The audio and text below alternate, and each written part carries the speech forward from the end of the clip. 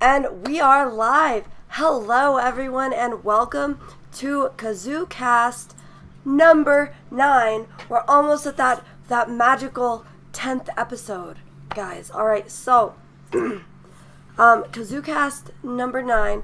We're going to be talking a lot about the Nintendo Direct, obviously, because let's be real, we got to talk about that.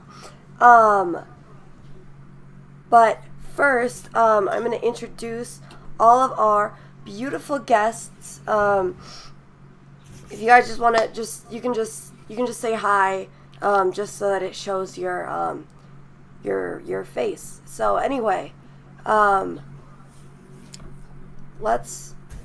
first of all, we have, of course, Venge is back with us. Hello, Yo. Venge. We have Kevintendo, who is... Hello. Yes, Kevintendo is here. He is, this is his first time on the KazooCast, so that's awesome. Mm-hmm. We also yes, have... Thank you for having me. We also have James Clark. He's here as well. Hello, everyone. How's everybody doing tonight? He's been on a couple KazooCasts before. We have Dumo Plays. Hello. Dumo has been with us many times. Dumo's kind of a regular, I would say. And then Chandler is another regular. Hi, Chandler. Hi, everyone. All right. So these are all of our lovely guests tonight, guys. Let's get some hype in the chat for everyone who took the time out of their day to be here with us today. Woo! Okay, so we have, like I said, we have a lot of great topics to get into tonight. But first, what has everyone been playing this past couple weeks? Maybe off stream. Venge, you want to start? All right, I'll kick it off. Honestly, there's been a lot of like, I don't even know where to start, honestly, because like dealing with that sickness crap and all of that stuff. I know I've been playing a ton of Smash Ultimate before that, but the game that I've probably streamed the most, maybe like, especially on YouTube, was Persona 5. Just really amazing game. I always have fun playing it. I guess like the thing that probably bothered me the most is the what's his name, Ryuji. Yeah, Ryuji. I probably screwed up his name again because of his swearing. So I mean, next time I stream that, I just gotta remember to put maybe like a bit of a warning on that. Not necessarily totally family friendly, but I love playing that game just due to how relatable it is to the youth of the day. So, yeah, Persona 5. Yeah, I've heard good things about Persona 5. Wait, let me see here. Oh shoot. Kevin, what about you? Well, I actually have been playing a lot of fitness boxing on the Nintendo Switch. Have y'all heard of that game, fitness boxing? Yeah, it's I actually heard about sold it. out in Japan right now. Yeah. It's in high demand. That's amazing. That's so cool. I Yeah. heard it weight loss or something. People wanted to buy it. Nice. I'll tell you what, it is working. I've lost a couple pounds already, and what? yeah, and to I'm gonna top it off, buy it now. oh no, it's awesome. And I have these the arms controllers that Oh my they gosh. released. Yeah, the color and the battery pack, because at GameStop they're like super clearanced right now. So I got them for like $5 or something, and they used to Really? be like 50. Yeah. Oh, so just be on the wow. lookout. Yep. That's And it gives me- crazy. Yeah, it gives me a nice grip, and I'm like burning a ton of calories. So that's I'm nice. doing it every day. Yeah, 30 minutes a day, and I sweat and I burn. So look into it if y'all Wow. are trying to lose a little weight. Yeah. I'm doing my Very cool, 1-2 very cool. oatmeal diet, so I'm gonna do it. The oatmeal diet. There you go. There you go. Nice. Oh my gosh. That's funny. That is awesome. James, how about you? What have you been up to? Well, as you know, most of the games that I play, I usually do it on live streams. So I'm still doing Mario Kart 8 Deluxe. I'm still doing New Super Mario Deluxe. I'm doing Pokemon Let's Go Eevee.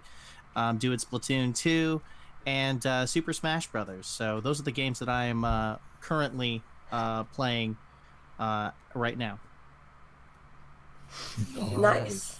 Dumo, how about you? How's it been? Things have been going fairly well. I've been obviously playing my three big ones, which are Splatoon, Pokemon Monster Hunter.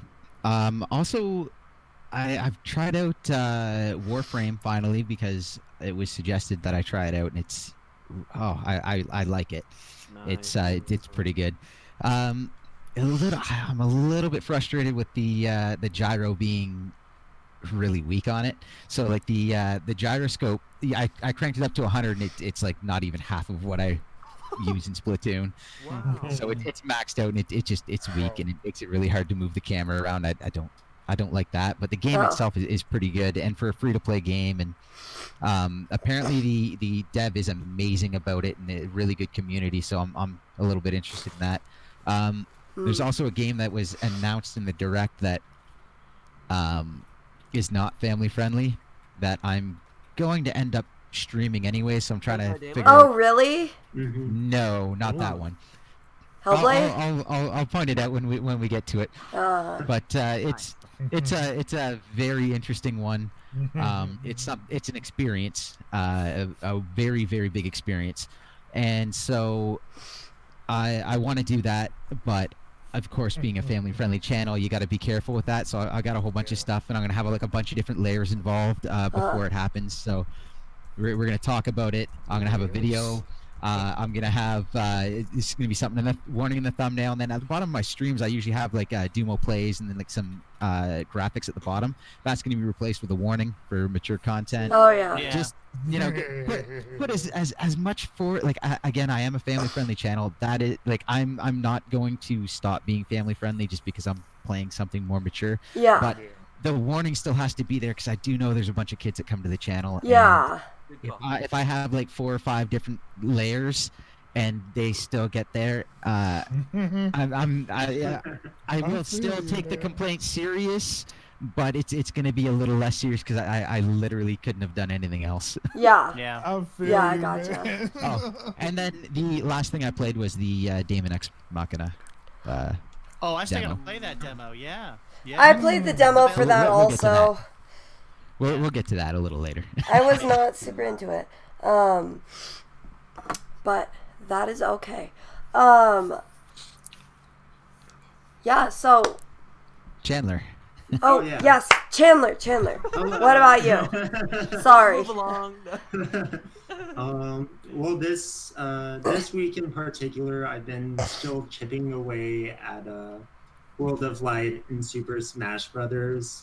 I'm not really sure if I'm getting any closer. I guess so, but and then I've been playing Super Mario 2 on the NES online app, and I had that game on Game Boy, so I kind of wanted to go back and play a little bit.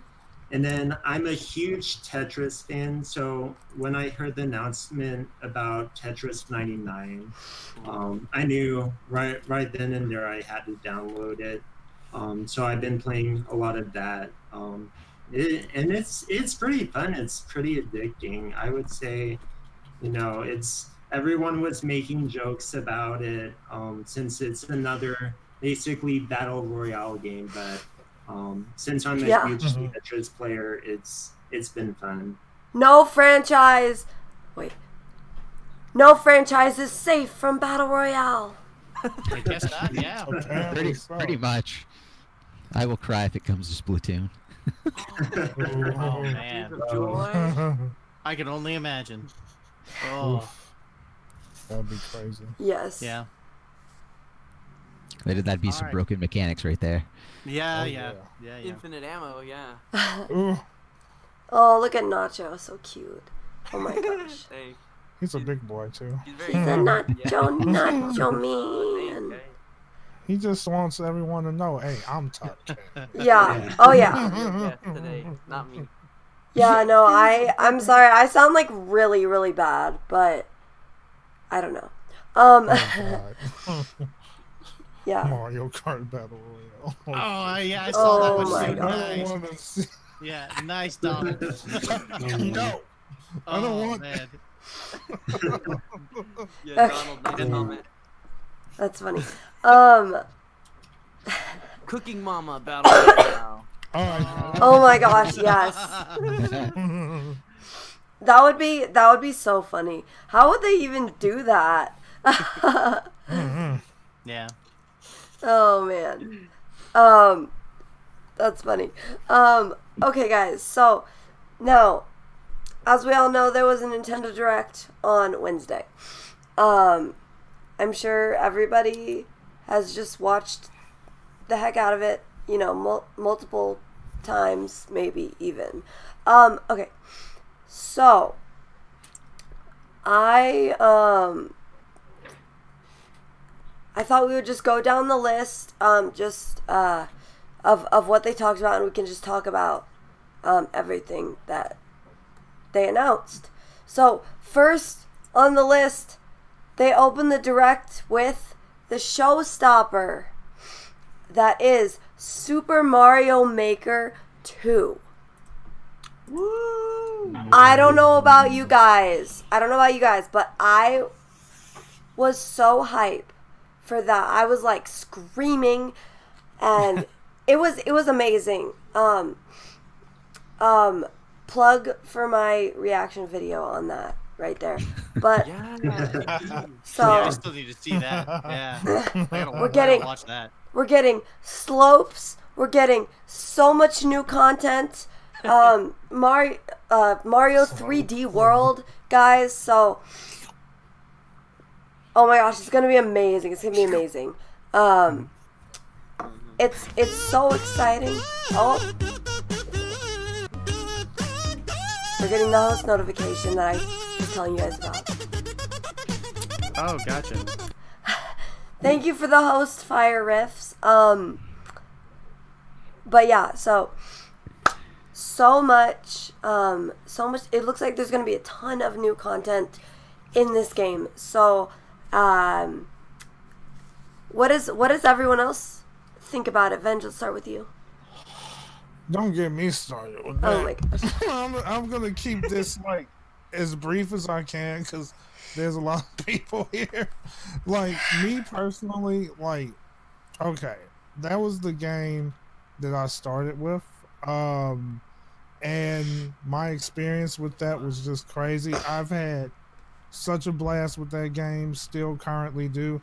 When I started, I literally I only played Mario Maker about 3 straight months, played that only when I first started. So I was really all in that game. And then after that, when I decided to finally add a little bit more for the people that wanted to see more of a variety, I still kept it on my channel. That's like the one game where it was never out of the rotation. It always had a day throughout every week. It was never gone. So it's like me, I'm super ecstatic. All the content that they provided, like that was the one thing that I actually seen. Like everything else I did not know about. Mario Maker, I had to spoil myself on that one, and boy oh boy, they really added a lot to the point where it feels like a much fuller package. Yeah, it is a lot fuller. They have, you guys. I don't know if you guys are aware of this, but they have different. They're adding more like themes for the stages. Like they have like jungle and like space and like snow and yep. Oh my gosh. But yeah, you guys. Don't let me say everything, you guys. We can try to go. Sure, I'd like to point out some things about it. I actually noticed that Toadette is in the game now. If you guys looked at the official art that Nintendo had released, Toadette is actually in the in that official art. Yes. Yeah, and then they also have the cars with the Koopa on it. They have car. I guess they're introducing vehicles as a level item or level element. Oh my gosh, that's so amazing. Yeah, and then I noticed, I mean, there was a lot of things that they introduced in that trailer.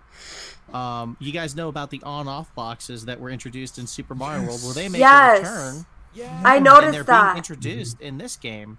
So, that kind of introduces a new dynamic in level design because, you hit the on switch, that'll block a path, and if you hit the off switch, that'll open up the path depending on, how you design the level. And I just want to say I mean, I hated to be wrong, but at the same time, I'm glad I was wrong. I thought we were going to have to wait another year for Mario Maker 2. I'm so happy that they're actually going to be releasing it this year. Why did you think that?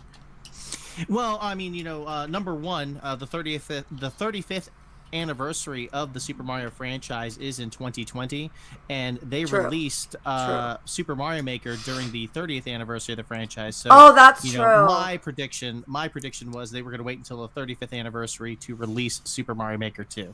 That would have been smart. So, but you know what? I'm glad that they are releasing it this year. I think it's going to be great to finally pick the game up in June later this year, and I can't wait to play some of these Kazoo levels that all these guys are gonna throw at me during live stream. So yeah, those are coming.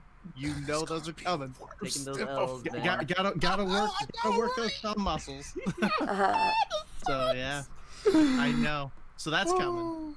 That's coming. That's why you better play it as early as possible. So. Exactly. Yeah, because those levels, man. I mean, you can't help but be impressed at some of the levels that were introduced, and we can actually call it the Wii U version now because there's going to be a difference. But in the original Super Mario Maker, people created some awesome music levels. Some great Auto Mario levels. Those are fun to watch. Yeah, and now we'll have wait to see. Yeah. Now we'll have auto 3D world levels, and that's gonna be crazy. Oh my gosh, freaking crazy. And you know what? There's still so many unknowns. Who knows? They might bring Super Mario Brothers 2. They might bring that palette to the mix. So who knows? Nothing confirmed yet, but everything's still up for speculation until they officially announce it. Yeah. That is true. Yeah. Anybody else have any thoughts on Mario Maker 2? It's not a game I'm gonna play. but as usual, it's even if I'm not gonna play the game, I'm interested in other elements of it. It's a massive game. It's gonna sell an insane number of units. Oh yeah. It is a system it is a system seller. It's going to be phenomenal to see what it does numbers wise. It makes for an amazing stream to watch. So I might not play it. I'm going to be watching you guys play it. It's good. It is a good game. It's going to be good. They've addressed a lot of things from the first one. Added a bunch of content from the first one. They've probably still held some stuff back, and let's be honest, the content is unlimited. It is. Yeah, it's infinite. It was unlimited in the first game, but in this one, it's just even more so. Yeah, it's insane. And then, as far as value for your money, it's kind of hard. If you enjoy that kind of game, it is impossible to beat it. There is literally an infinite amount of content. It's mind-blowing. It is absolutely phenomenal. Also, I will again plug Kazoo's video because that was a great reaction. And just to give a little backstory, moments before she was saying that, I'm not going to be able to have a big reaction because I can't scream. I've got no voice right now. Yeah, she did anyways. Yeah.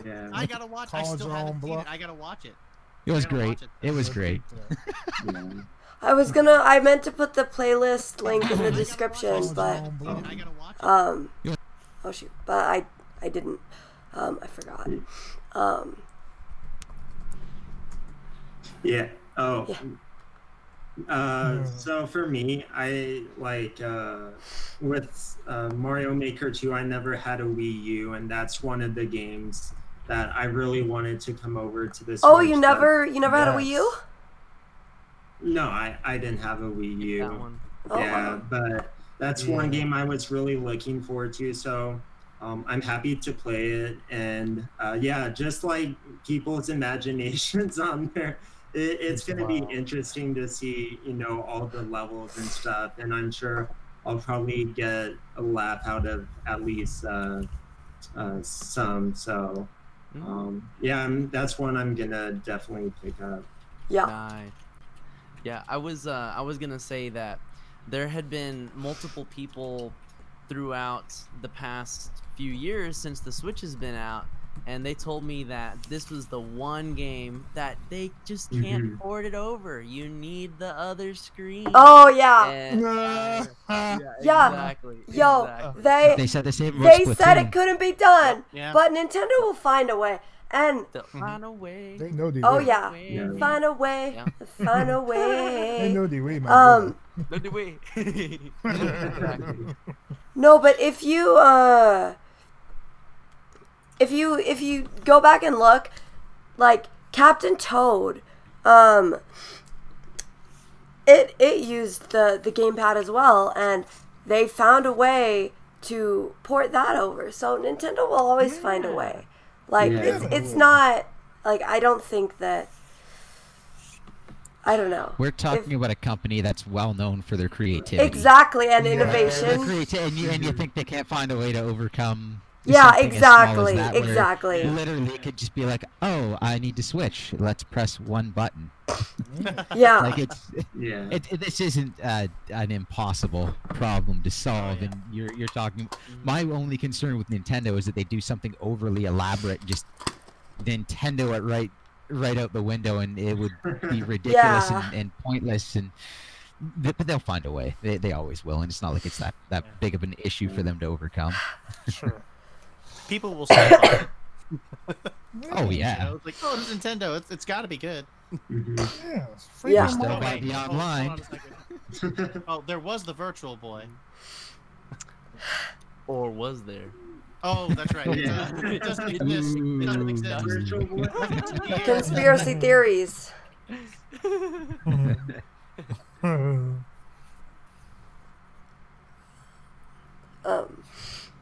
Yeah. No other thoughts on Super Mario Maker, guys? Nah, that's pretty much it. Yeah. Yeah. I'm just so excited. I don't know though. I kind of get worried, not worried, but I wonder if how they're gonna do like the whole like are they gonna use a bookmarking site again, because like for Warp World, that's gonna be really difficult if there's no bookmark site. I don't can't see how imagine they would be Nintendo able not to having do a it. bookmark site. Yeah. You know. They'll shove it through the app.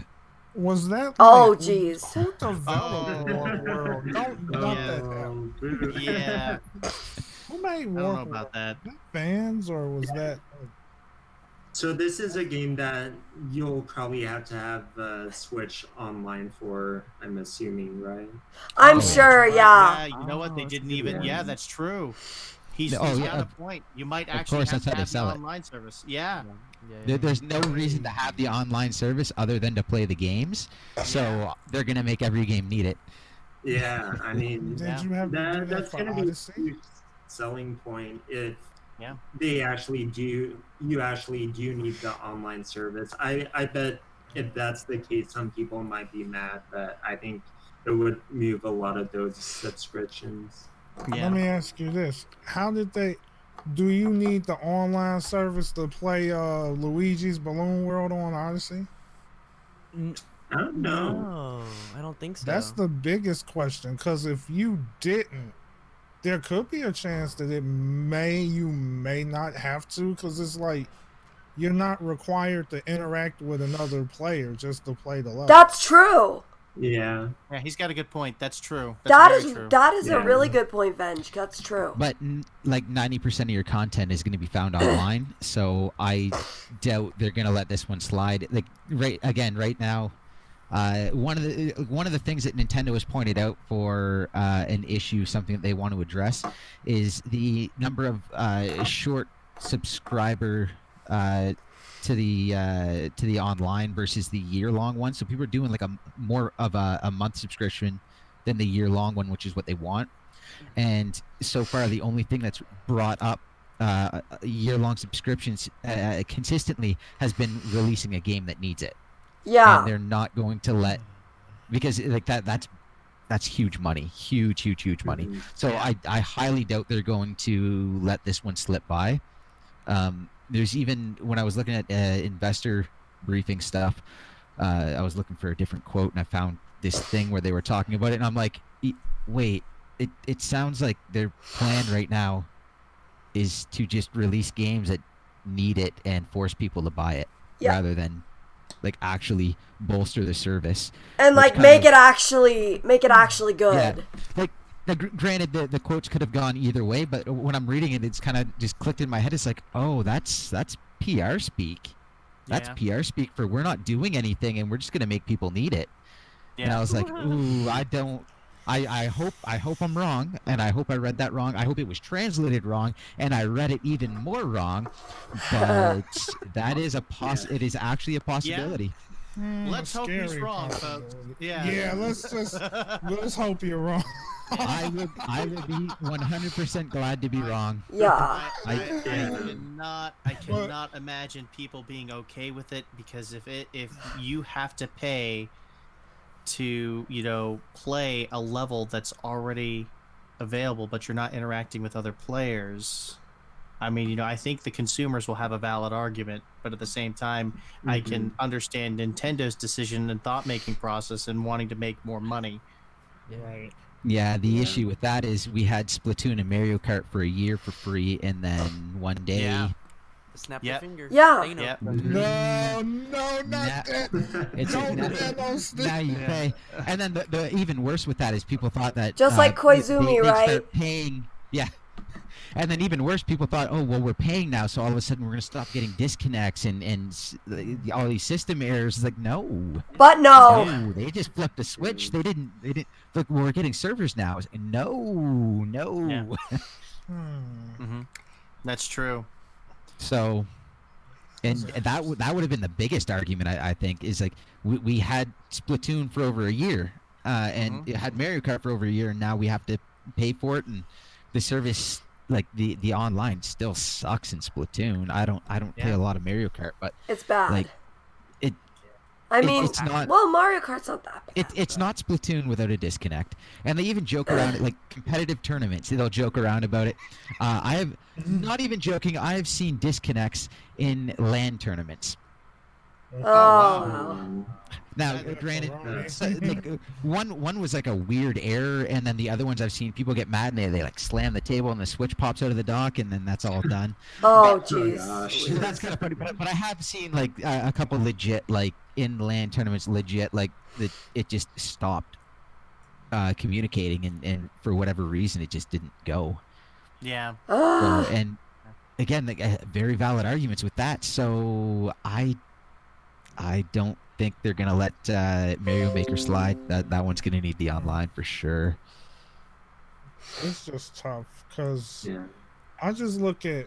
I definitely understand what you're saying, and that's true. I feel like the only thing that we hope we got is the fact that when you look at Mario Kart and Splatoon, it's that player-to-player interaction kind of thing. Because it's like, if you're not playing the player, then it's like you're thinking like, okay, you may not require online for that, since some games you just cannot play against another person legitimately.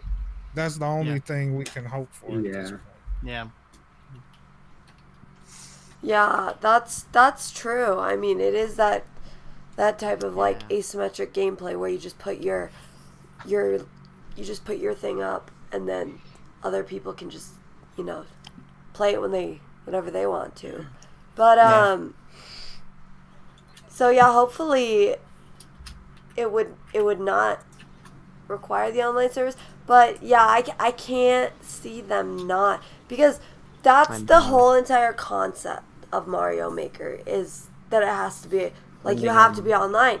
Like Mario Odyssey, Luigi's Balloon World is just a very small portion of the game. Yeah. So that's kind of the difference there. Yeah. And it was a free DLC on top of that. What? And Luigi's Balloon was a free DLC on top of You're right. Yeah. the game. All So it took was a simple update, and then you had it. Yep. No charge at all. That's true. so it sucks that it's going to need the online, but I really think it is. Yeah. Yeah. Do you guys It's think this, that... and I also want to say that Mario Maker 2 coming out, that's the final nail in the coffin for the Wii U. I mean, without the Wii Shop channel, and without without Super Mario Maker, there really is no reason to play the Wii U, unless you want to go back and play, Wii games or Wii U games. But Yeah. by the way, Kevintendo, loved your Wii Shop channel video. That was great. That was lit. That was hilarious. I loved it, dude. That was my first shot at making like a top 5 kind of thing, and I think it's a weird state that YouTube is in right now, because not to like digress for too long, but I think how YouTube gaming like came out with a bang, saying, yo, we're gonna beat Twitch, we're the live platform. And now they're like, hey, we're featuring some creators, but they're video creators, not streaming ones. Have y'all seen that, like the YouTube gaming streamer or content creator of the week or whatever? Yeah. Creators on the rise, or gaming creators on the rise. Exactly. So we gotta start making some vids, and I'm thinking, hey, why not start with the Wii? And now I guess this baby that we gotta put to rest too. Oh, you have the 2013 Wii U? Got the Zelda or the Wind Waker. Yeah. Nice, dude. Man, that's a nice one. I always wished that I would have gotten that one, but it's okay. But I got it too early. You're on it. Got it too early. Oh, early adopter. Oof. Nice. Not early adopter, but not super early, but early, right? before that was announced and before it came out also. So Oh, yeah. what can you do? I guess I got the day 1 edition. Is that a thing? Oh, did you really? I'm kidding. Whoa. Well, it's like the first ones that were released to the world. I pre-ordered it and bought it the moment it was released. So. Mm-hmm. Wow, that's good. That's good. Yo, congrats. GG. GG's. I love GG's. Yeah.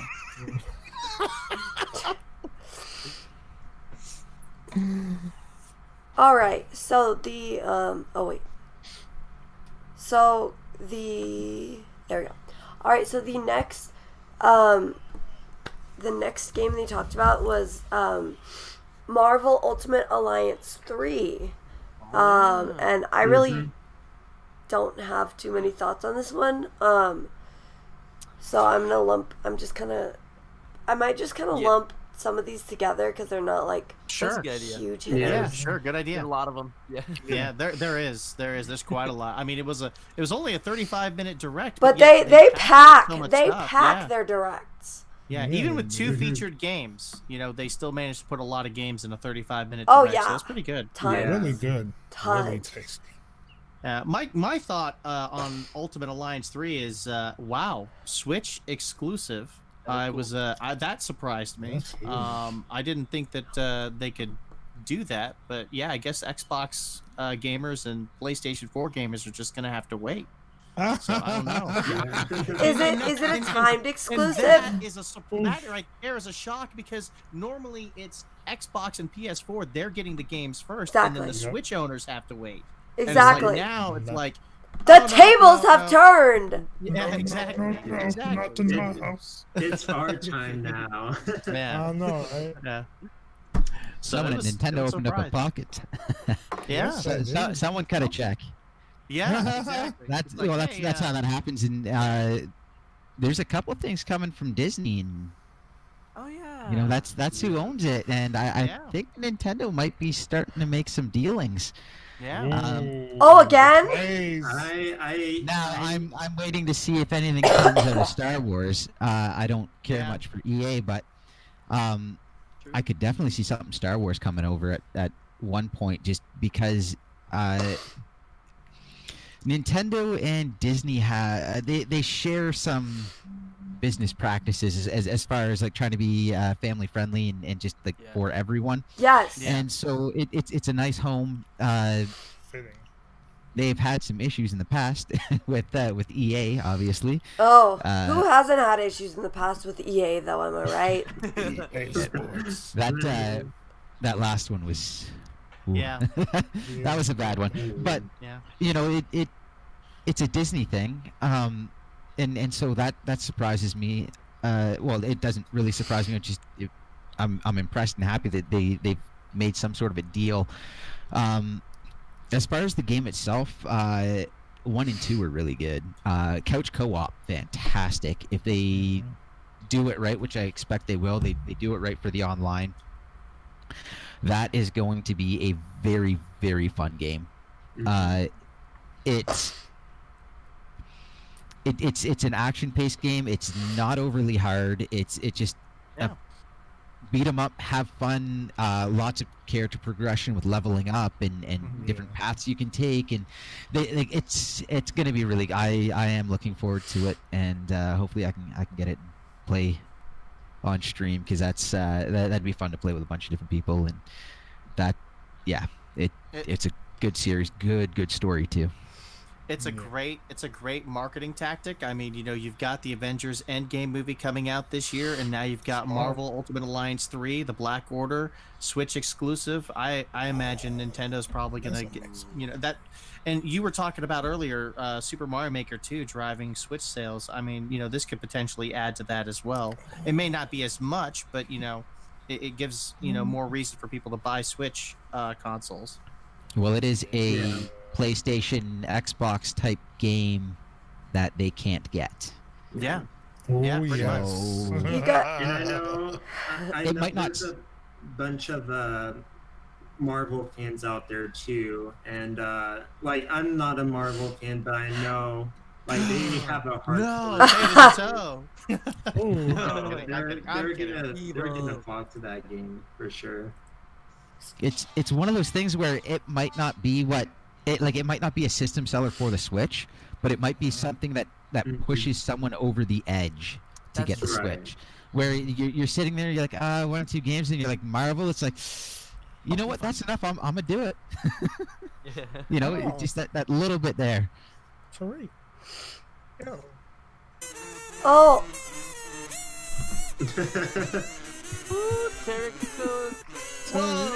Tarek, thank you so much for the super chat. Can we get a hashtag in the chat, please, for Tarek right now?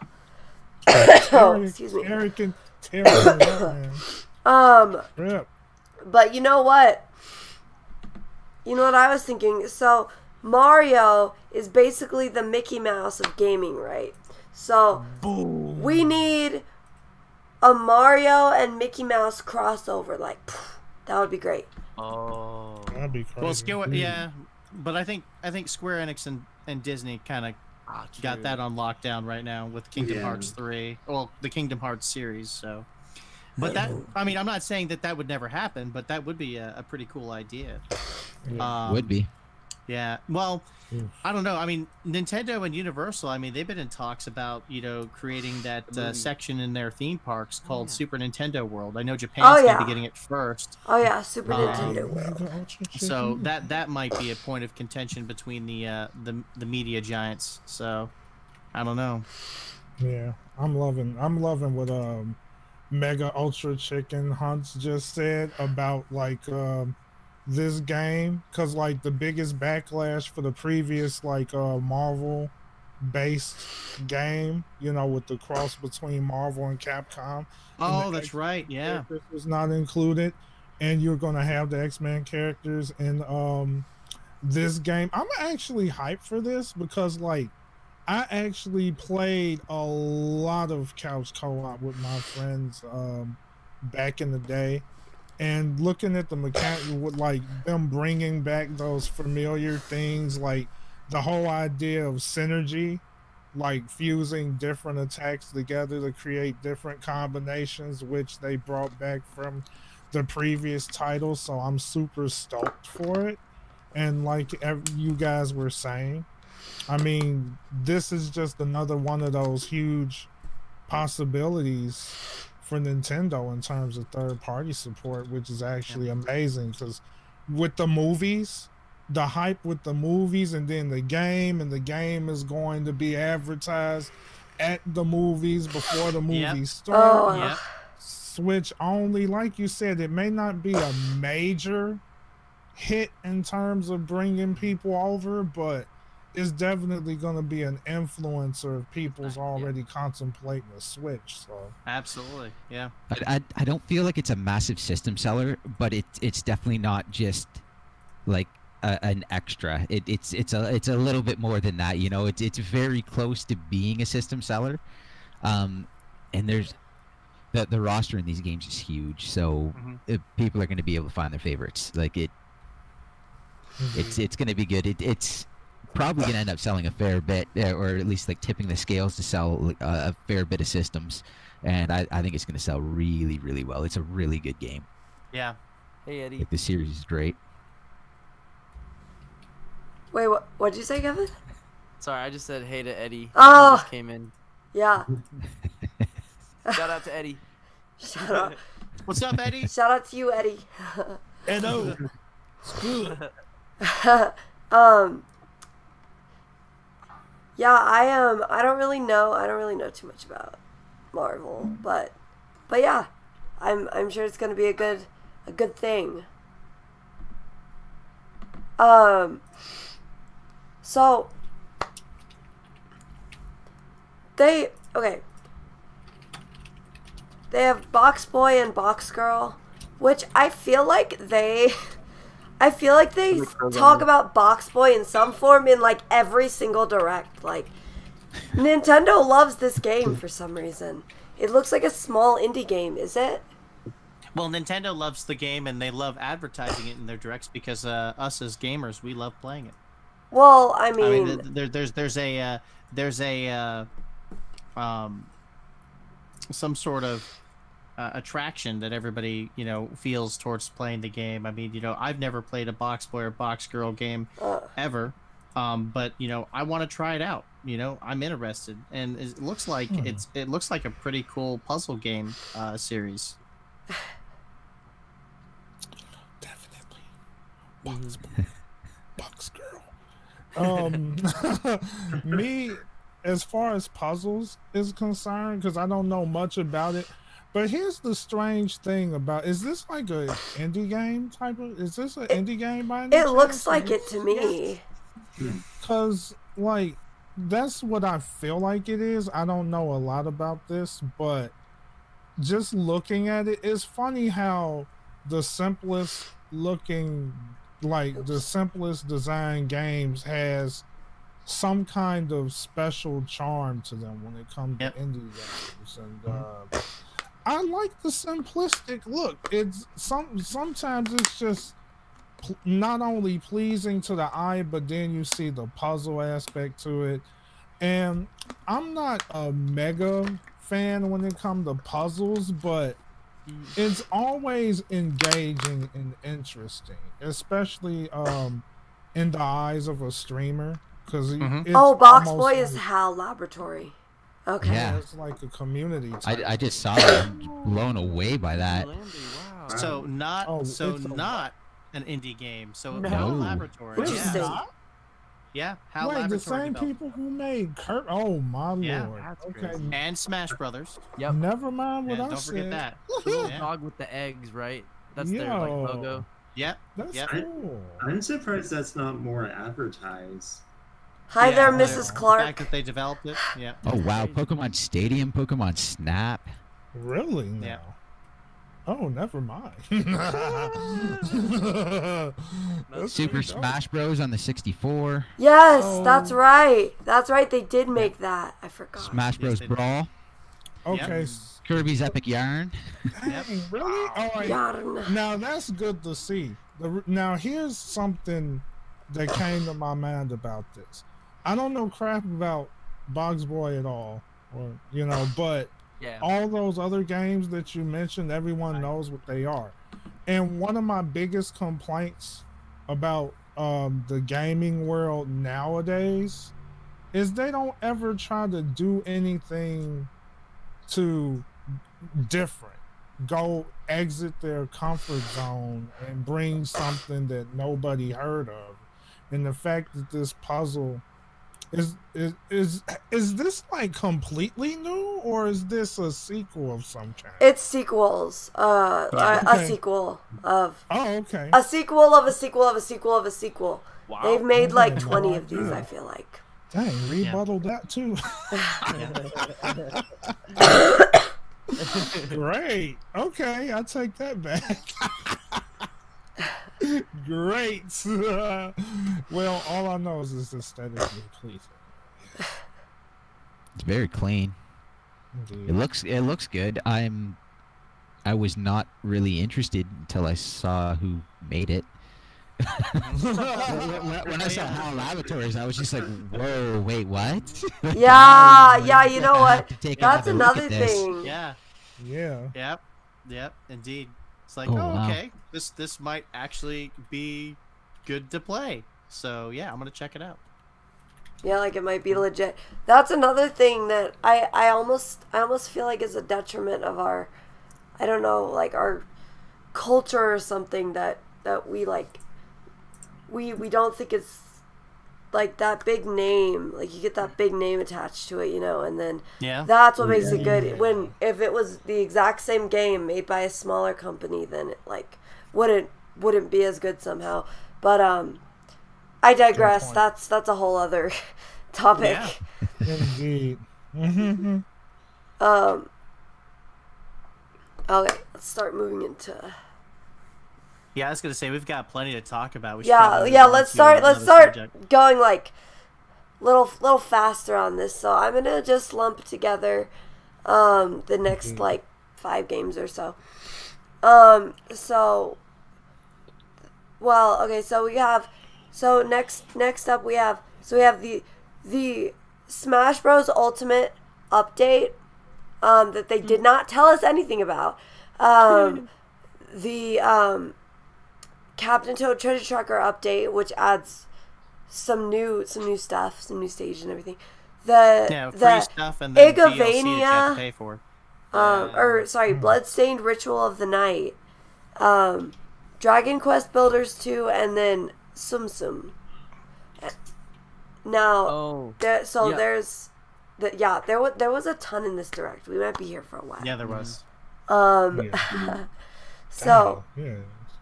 Can I start with the Disney Tsum Tsum? Yes. Which is it's kind of a funny thing to start with, but Yeah.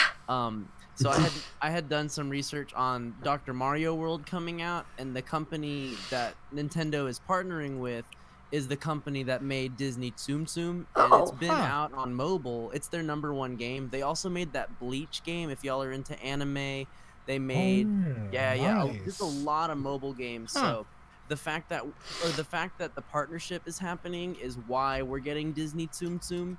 And the Tsum Tsum are like the little cute heads or whatever, or little toys. Yeah, so I was like, what the heck is that? Yeah.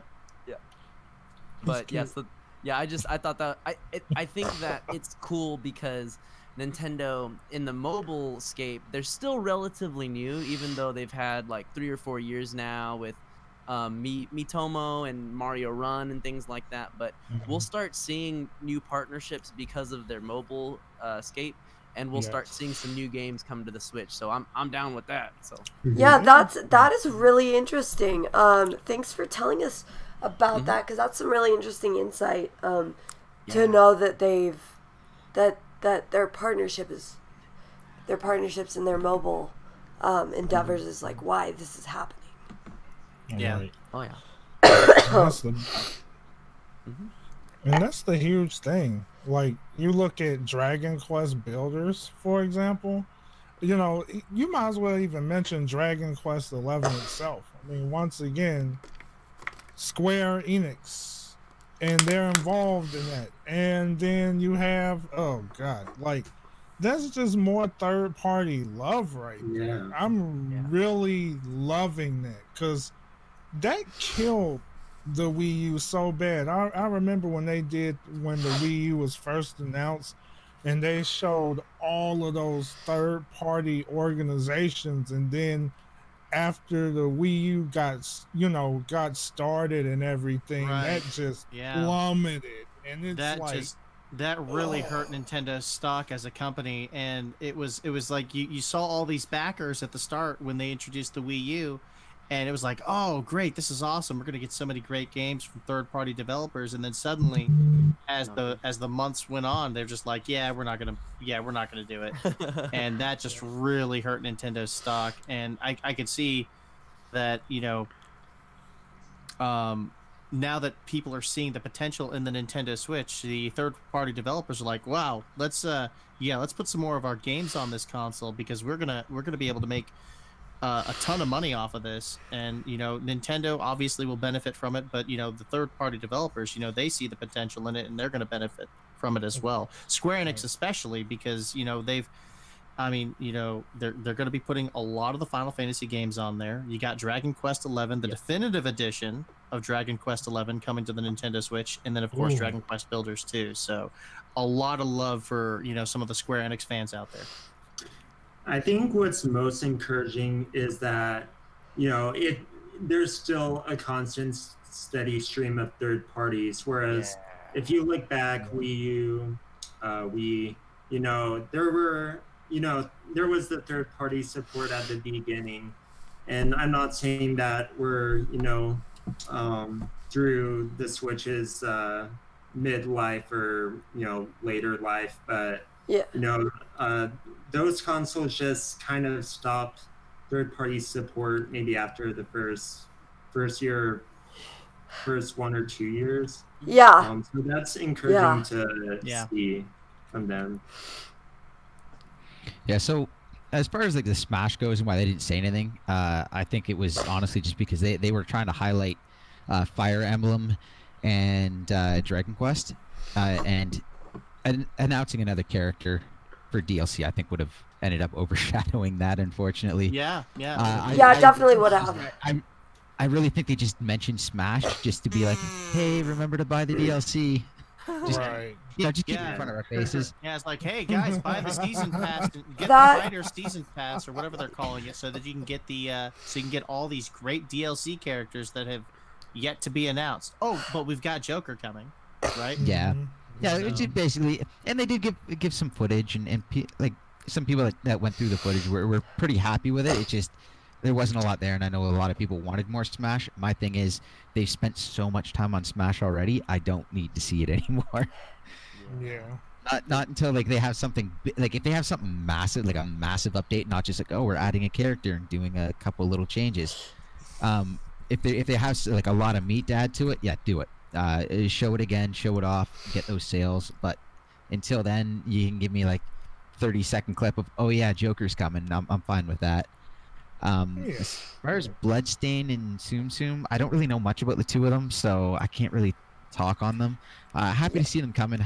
Again, it's that connection with Disney that I was saying. It seems to, they seem to have something going on with Disney right now, and I'm interested to see where that goes. Yeah. Dragon Quest Builders 2, I actually thought it was out already. That's how bad that was. Yeah. So I thought, I was like, what? Like, really? That isn't out? I could have swore it was. Yeah. But good to see. Good for it to come. Dragon Quest Builders is like anime Minecraft. Basically. Yeah, pretty much. Yeah. Yeah. That's what it is. Like after watching that. Apparently it's really good too. So. Yeah. Oh wow. I'm sure it's fine, but yeah. But Square is was it 2017, I think it was. They said they were going to start, all new projects are being built from the ground up for the Switch to make sure it runs properly, and then they're going to port to PS4, Xbox, PC. No, and we're starting to see that now. And the thing is, Square produces, people don't realize, Square produces an insane number of games throughout the course of a year.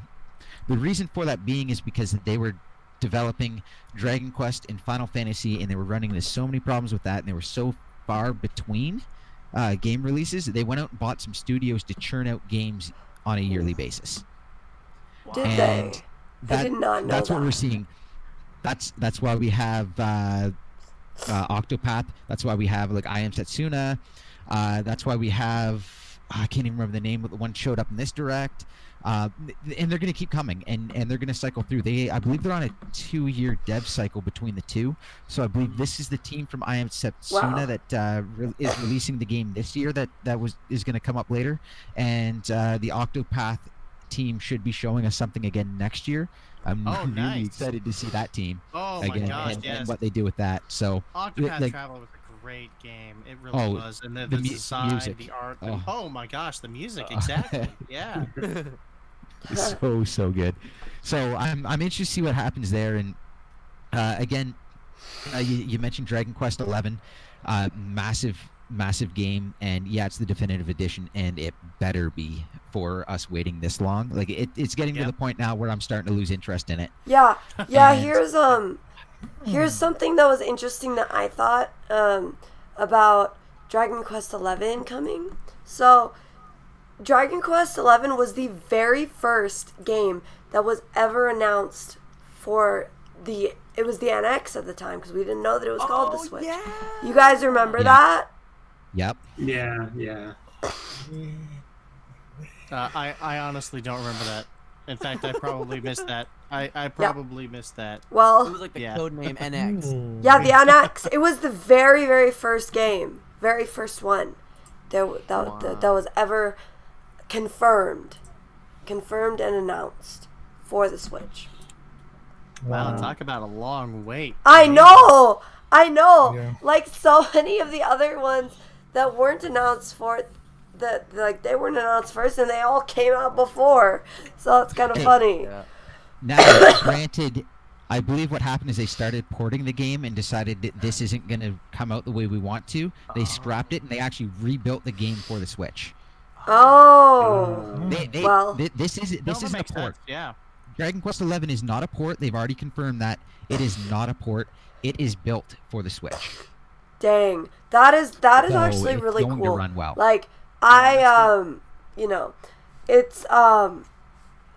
it's kind of like, anime intensifies in that one, but that's fine. Isn't it an exclusive, or is it not? No, it's not. It's not exclusive. But exclusive features. Yes, exclusive. That's why they call it the definitive edition. Yeah, that's why it's called the definitive edition. Mm-hmm. And I don't know if you guys ever checked the Nintendo eShop, but there is just a huge. I mean, there's a huge selection, a huge variety of RPGs available on the Nintendo Switch via the Nintendo eShop. It's I mean, I don't even I can't even count them. There's so many of them. Yeah, grinding plus mobile. Yep, because I just learned about Cat Quest, and that's a RPG. Yes, Cat Quest is an RPG, and it's on the Switch. I've never heard of that before, but I need it. Man, it's cool too. I actually seen gameplay footage of it. It is so cool. It's like cute and cool, and they got all the cat puns you need. And another fun fact for you guys is the game Bloodstained. Yeah. Like Ritual of the Night. Yeah. Like that's actually evolved from a Kickstarter. Yeah, that's true. Yeah, it has. It did. It was a Kickstarter. And it now has millions and millions of backers. Yep. And they've been so patient with that development team right there. That development team has spent many, many years perfecting it, trying to get it to live up to the hype, because it's egomania. You know, it's an Egavania game, and you know that people are they want to see well, I mean, it's not officially a Castlevania game, but they want to see that style of gameplay coming back. Yeah, it's Metroidvania. Is what the genre is. 505 Games is backing it, and that's freaking crazy. The same group that backed Don't Starve, so it's like, wow, like really, it's like the evolution. This is why I love indie games, and it's so cool that Nintendo, I feel like Nintendo really made a smart move by backing so many different games that are not part of like the mainstream. Yeah. So much attention. Really cool stuff. That's true. That's a good point. Yeah, I mean, Shovel Knight, you know, started off as an indie game, right? Yep. So did Undertale, and you guys see how much that propelled in popularity. So yeah. Right. Hellblade, that's another. I believe that's an indie game. Stardew Valley. Stardew Valley. There you go. Terraria. This is like the names go on and on, man. You can go on forever. Actually, I get emails every now and again from Square Enix where they're having you vote on indie games. They actually will take votes on indie games and they'll back them and like push them through. So like Square Square actually does a fair bit with indie developers. Really? Yeah. I had no idea. This is the first I'm hearing about that. That's amazing. I don't know why I get those emails or how I signed up for them, but I get them, and I'll keep looking at them. Yeah. That's because you signed up to the Square Enix Style Store, right? Or if they still call it that. I don't know if they do or not. No, it's probably left over from having a membership for Final Fantasy 11 or 14 or something like that. Oh, wow. It's probably like a mailing list from back then. I was going to say, Dumo, that was years ago. Final Fantasy 11? 11? It's still running right now, my friend. No, isn't that crazy? That is like crazy. It's like 20 or close to 20. I want to go back and play it again. Yeah. I played that for 6 years. Wow. Hashtag Final Fantasy 11 for the Switch, right? Oh, yes. I would rather that over 14. I would love that, and then them rebuilding that would saying something right there. Well, them rebuilding that would then give it another life, and then that wouldn't, because the problem with 11 is once it's built on PS2 dev kits, they've purchased the last dev kits in the world that they can, and they cannot fix them. And once those dev kits are done, the game shuts down. Oh no! And that world is lost. In a world I spent 6 years in, and you don't even want to know the game time I put into that. We're talking like hours and hours daily. Maybe it's years? Gone. No, it's gone. Oh, God. It'll be gone. There was they were working with I can't remember which company on bringing it to mobile, and then that company has like a whole bunch of different IPs, and then they were getting investigated for embezzlement and a whole bunch of other crimes. And we haven't heard anything for a long time, so I don't think that's coming. I wish, though. Wow. Tragic. Yeah. Wait, that's... Okay, so that was supposed to be talking about Smash, Bloodstained, Dragon Quest Builders 2, and Tsum Tsum. That covers it. We're good there? We can As part of that group, there was Captain Toad Treasure Tracker. Yes, that too. There's an update. Yes. And I'll make it brief. They talk about two-player co-op. They're introducing that as part of a free update. And then, of course, you know, they've got those new levels for the paid DLC. So there is that. I have the Switch version of Captain Toad. I don't know if I'm going to try out the paid DLC. I'm going to try the two-player co-op and see how that works out. And, the free update is probably going to, you know, be favorable to those consumers who've already purchased Captain Toad Treasure Tracker. But the paid DLC, I think that's probably going to be a tough sell for that game.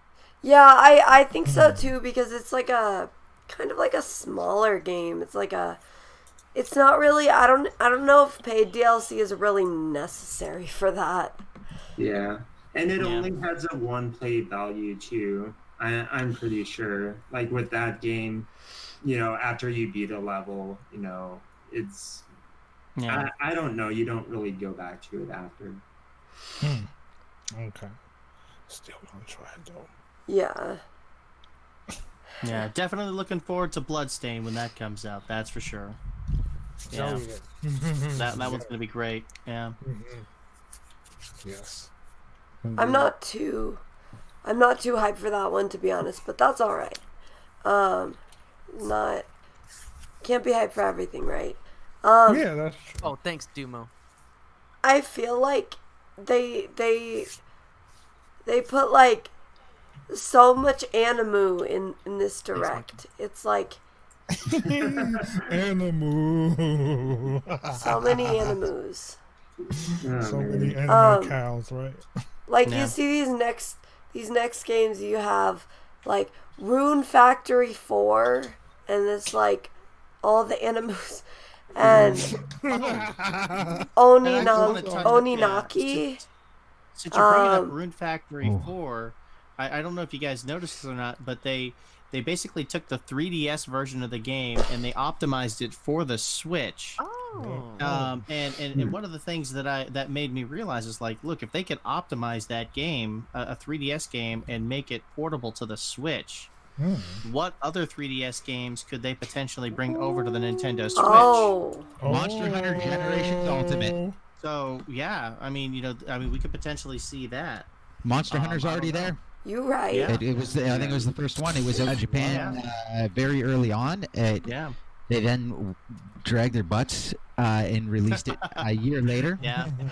I had that game went gold. It was on the eShop. I bought it. I downloaded it, and then I waited 3 months to be able to play it. And in that time, they announced and released Monster Hunter World for PC. Oh no! I wasn't too terribly broken up about that, but I'm just frustrated that I paid for it and it's sitting there and I just can't play it. Yeah. Oh Lord. That's Can annoying. you refund any purchases on the eShop or no? I don't know. Probably not. I would imagine so. Yeah. Can we? Oh wait, go ahead. I know. Okay, go. What were you gonna say there, bro? Wait, what? Oh, what? Yeah, like Dumo, you was gonna say something. It's gone now. I don't remember. All right, I'll give myself the L on that. My bad, bro. You go for it, bro. What the heck was I gonna say? I think it was about the shipping and Room Factory.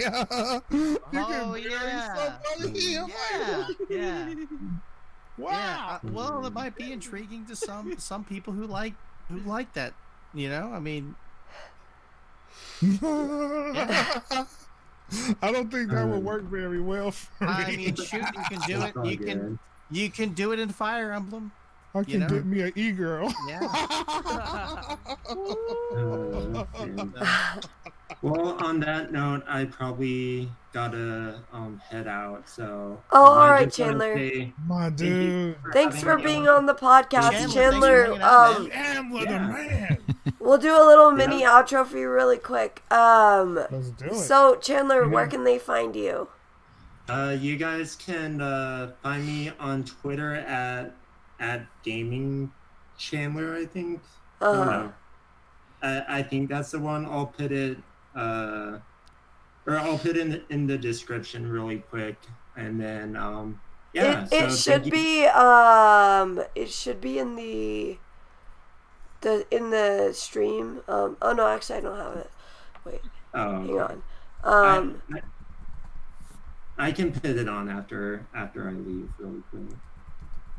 Well, for people who aren't in the Discord, I'll put it in the description. All right, guys, it's in the description now, so you can just click that link for Chandler.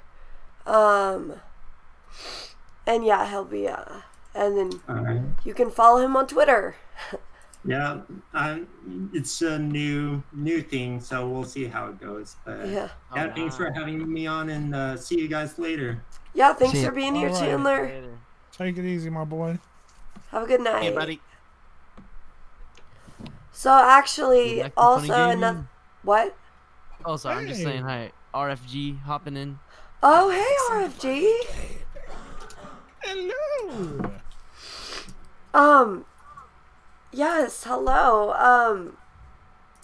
Okay, so next topic, well, we're still kind of going through that. But anyway, so we have something couple things I was really excited for. The Yoshi's Crafted World demo. And I played it last night on stream. Oh my gosh, it was so cute. And also, the free update, I think it's a free update, right? It's free for Starlink. Oh yeah. I'm pretty interested in that because I actually do have Starlink. So Yeah, the Battle for Atlas update, the spring update is free. oh yeah, cool, It is free. great. So, I guess the sequel to Starlink was just gonna be them making the next Star Fox, right? Ooh. Because that's what they're doing here, right? Like that's. Pretty much. I mean I'm probably gonna end up buying it, and that's the reason why. Let's be realistic here. Yeah, if Ubisoft, like, and this is just my theory. I mean, I think Ubisoft and Nintendo might be, like, hey, how would you like to develop a Star Fox game for us? I'm thinking that might happen because, Nintendo reached out to Bandai Namco to develop, Star Bandai Fox Assault. Namco? Or Bandai Namco, yes. Bandai Namco. That was funny. That was really funny. But yeah, they did Star Fox Assault, so I'm wondering, maybe they might reach out to Ubisoft and Nice. they might potentially do a new Star Fox game. So, yeah. Well, Reggie was the one that got them to pitch it to get the Star Fox DLC. And so after that, and after everything's been going, and more DLC coming, the Star Fox part, and then the Star Fox DLC added on top of that, I wouldn't be surprised if they just asked them, like, can you just make the next Star Fox? Because when I originally watched Starlink, the E3 showing, I was like, oh, that looks like what I've wanted Star Fox to be for a long time, and then. They start showing Star Fox stuff, and I'm like, yep, that's it. And I wouldn't be surprised if that's where they go with that. I mean, there's even posts and stuff on social media. People say Starlink is the Star Fox game that we deserve and we've always wanted. Yep. And yeah, if anything, I'm hoping Ubisoft has a hand in a new Star Fox game in the future. I think that would be great. Oh yeah. Definitely could too. I think it's probably pretty likely. Yeah. Okay, so just to go back on some of these topics, I just wanted to point out Okanaki. Yes. Onenaki? Yeah. That is the Square Enix game. Oh, thank you. Oh, okay. That is the I Am Setsuna team. Yes. And I watched a trailer for it today before coming on here, and it does actually look phenomenal. As far as like RP, like I'm really excited for that one. I'm excited for what Square's been doing with this. It's nice to see Square Enix with a proper development cycle where it doesn't get out of control and they don't delay for years and years and years. Where they have a plan, they stick to it, and they produce a proper game. Versus this throw everything they can into a Final Fantasy and see where it comes out in 10 years. Yeah. We know it doesn't work. It often doesn't work very well. A 4 to 5 year development cycle is a long development cycle. And if you do it right and you stick to that produces some really good games. And them doing these 2 year development cycles on these smaller games that are just more focused. And again, Octopath Traveler showed you produce a decent game, you have it focused, and you do a good story, and it's going to sell. Yep. Like it's an RPG. We're not here for like the RPGs are not like the greatest gameplay mechanics in the world. They are story-based games, and then you're just trying to make the combat interesting. Yeah. Especially when you're looking at like turn-based and stuff. Give us like start focusing on the story. Stop trying to push graphics through the roof. Just give us something that looks appealing and has a good story and isn't boring to play. We're gonna buy it. Oh yeah. Is that so hard, Yeah. Nintendo? Yeah. Square's the ones that can't do it. Yeah. I don't know. They're struggling with that. They got 2 studios bouncing back and forth doing great stuff though. So Yeah, that's for sure. and those 2 studios I'm more excited for than what's coming out of Final Fantasy these years. Yeah. Yeah, that's true. I mean, it's hard to look forward to a new Final Fantasy game because I mean, Final Fantasy 15 just really didn't appeal to me. I mean, it was originally supposed to be Versus 13 and then they changed it to 15. Yep, they've been dropping Yeah. the ball on it heavily. Yeah. Oh, I can go on and on with all the stuff that's gone on with Square since post Final Fantasy 12 and all the development issues they've had with Final Fantasy, including the abomination that was 14's original release, the issues with 15, Oh man. issues surrounding 13. It goes on and on. Yeah. Hence the reason we're not seeing him on the Switch. I'm kidding. That's why. 15 is on the Switch. Oh, but that's the pocket edition. That's the That's key the one. pocket edition. Yeah. But it came, yay. Yeah, it did. It came. Like the condensed version. Yeah.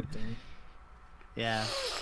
I'm surprised it costs as much as it does on the Nintendo eShop. It's like $21 or $22. Yeah, that's ridiculous.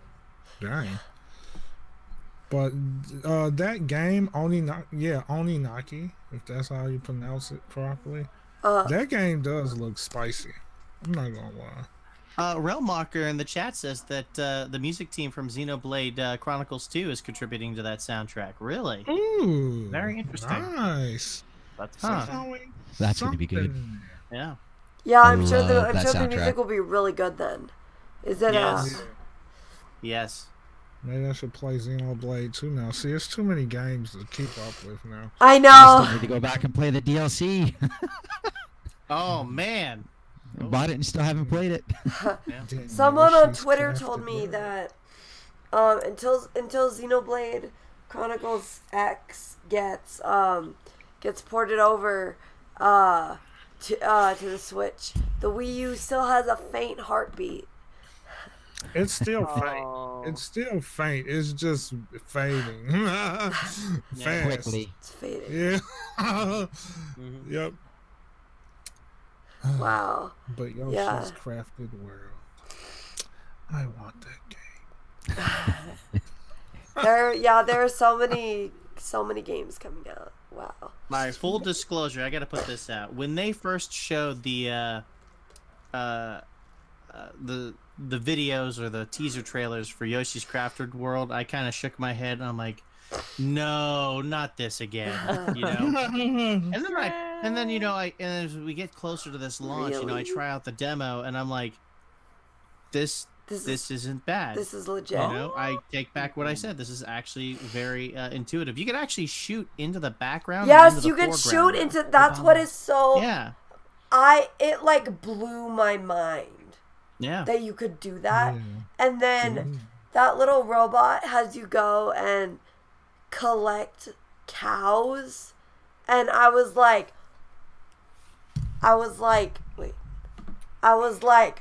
what is going on? Like, this is insane. Like, I love Yoshi's Crafted World. Like, I loved Woolly World. I loved it. But I think Crafted World is gonna take it to another, like, a whole nother level, because you do it from start to finish, and then you can go back in later and do it from finish to start, and like backwards, and like from the other direction, and it's great. Oh, that's right. When you go on the Poochie pup hunt. Yeah, exactly. Going, yeah. Yeah. In the demo, it's on the Poochie pup hunt. But then I think also, in the full game, it looks like you're going to be able to change that on the fly. Also. Yeah. That's good to know. Yeah. So. Yeah. I'm like really excited about Yoshi's Crafted World because it's gonna be amazing. Like, did you think the demo was too short? The demo was very short. Yes, I think it was pretty short. Yeah, I thought it was short too. However, I was actually expecting a lot more. Yeah, I was definitely expecting it to be longer. However, I think the demo was very well done. It seemed to showcase like everything it needed to showcase. I mean, I can't say because I haven't played the full game, but it seemed like it showed everything that it needed to, because it was it showed the mechanic of throwing. Hey Dumo, did you catch Dumo? Did you catch Realmocker's comment there? Oh yeah. Throwing eggs and dogs and cows. Oh wow! Only Yoshi can do it. Yoshi. Yeah, only Yoshi. I agree. I have to agree. But I feel like it showed everything that like was in there, and I loved how they did it at the end when they had the it's like, oh, I'm gonna the little robot at the end. He's like, oh, I'm gonna show you like everything, or like I'm gonna show you the world, like I don't know, something like that. Oh. And it showed you like all the levels, and I thought not all the levels, but like a bunch of those levels. It was a little mini trailer. Exactly. It was a mini. Oh. Yeah, Yes, it was a exactly. mini trailer. It shows you what's expected in the full game. Right. Exactly. I loved that. Once you beat the demo, can you go back and look at that, or do you have to beat it all over again to see that video? I don't know. You might have to beat it all over again. Oh, okay. Maybe. I don't know. I'm just guessing. I mean, if you really want to see it, I posted on my channel a reaction to it. I just clipped that from the live stream and I put it up. So if you really want to see it, yeah, we can check that out. Check it out, my friend. Mm-hmm. Oh my gosh. Okay. So if nobody else has any more thoughts on that, I will I'll bring up our next topics. We're getting down. We're getting through it. We're getting through it, my friends. Okay, so next up we have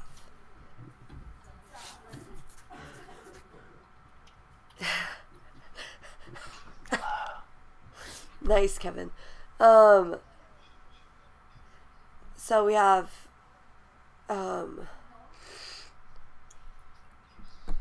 so first we've got Tetris 99, which I think I know, right? Tetris 99 is like Tetris 99 is bomb. It's like ooh yes.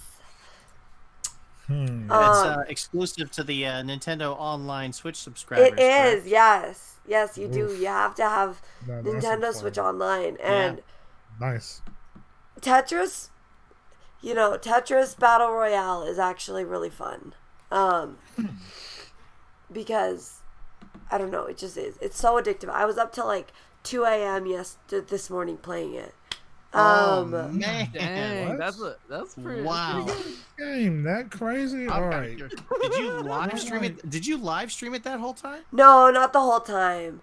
I was about to say, man, 2 a.m. Wow. I streamed till like 10:30, and so you're literally trying to beat almost 100 people. Yep. Yeah. Yeah. That's ridiculous. Oh, shout out to Mama Kazoo. Mama Kazoo is in the chat. Mama Hello, Kazoo. Mama Kazoo. Hey, Mama Kazoo. Hey, Mama Kazoo, welcome. 100 people. Yeah, it's I don't know. Tetris isn't a game that interests me, and I'm just not interested. Dumo, I will say it never interested me either. I tried it though, and I was like, "Yo, beat 100 people." If I were to start playing it, I wouldn't be able to stop because it's one of those it's one of those addiction things. Yeah. As far as putting that as a battle royale, that is brilliant.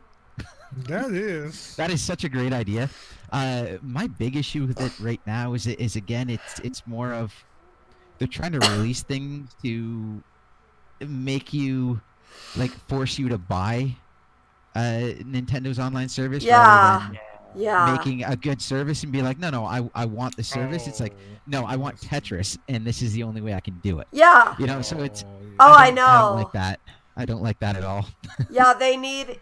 Yeah, Teen Joe, exactly. They need an incentive to do it, but what they should really do is they need to make the service be actually good, and that way people won't mind buying it, you know?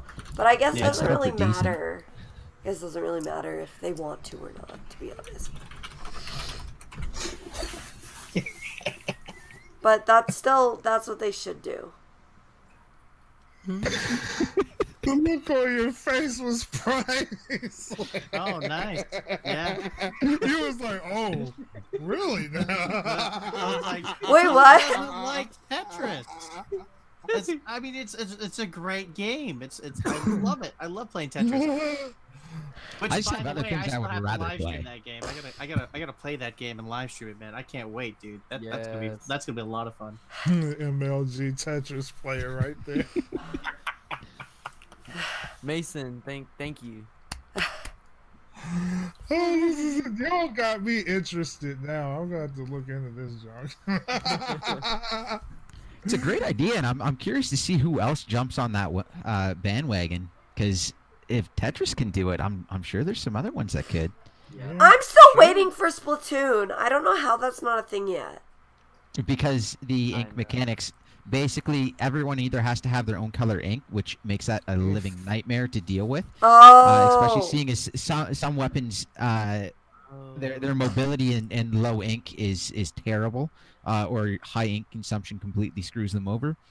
Or you have to have everyone have basically the same color ink, and then it's just a ninja squid in hiding festival until someone's bomb hits something. It just doesn't work with the game mechanics. I feel like they could figure it out though. They could do something. I don't think I'd like it. Okay, well, I mean, one of the problems is that it is a team-based game, and it is heavily team-based, and the ink mechanic works for a team, and it doesn't really transfer over. Like even 1v1, it doesn't transfer so well, although you can do it. That's a good point.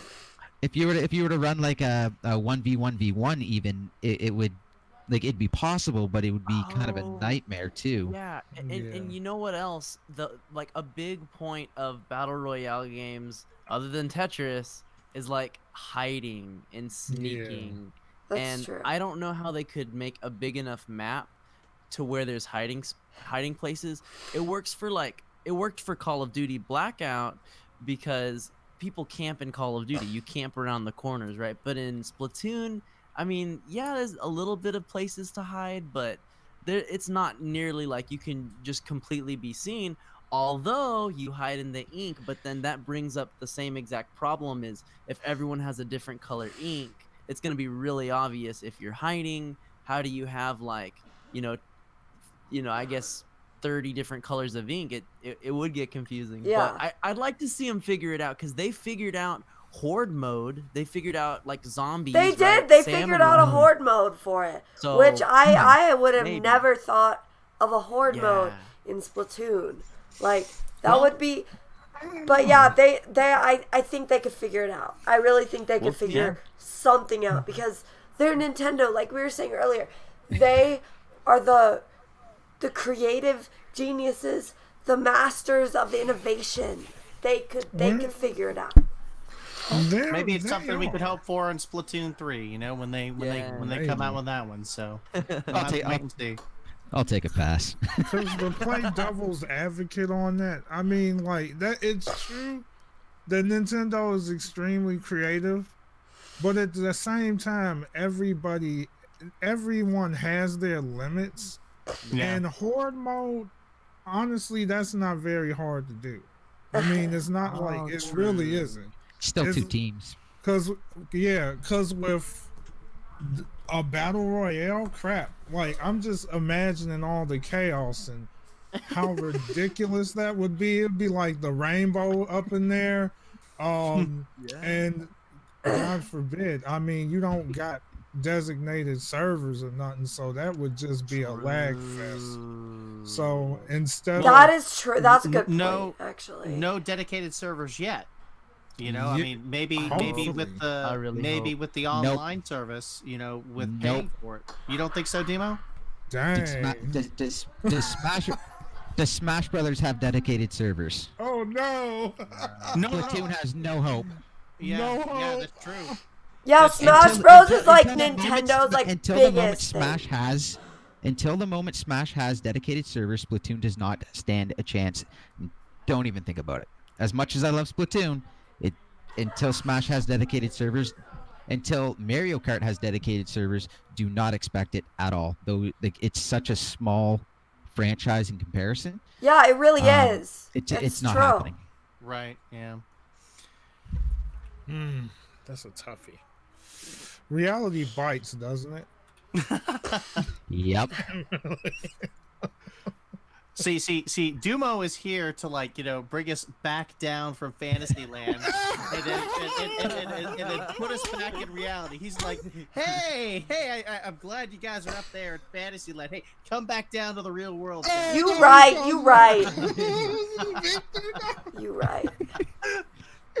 Victor, no. We gotta have a realist in the group, right?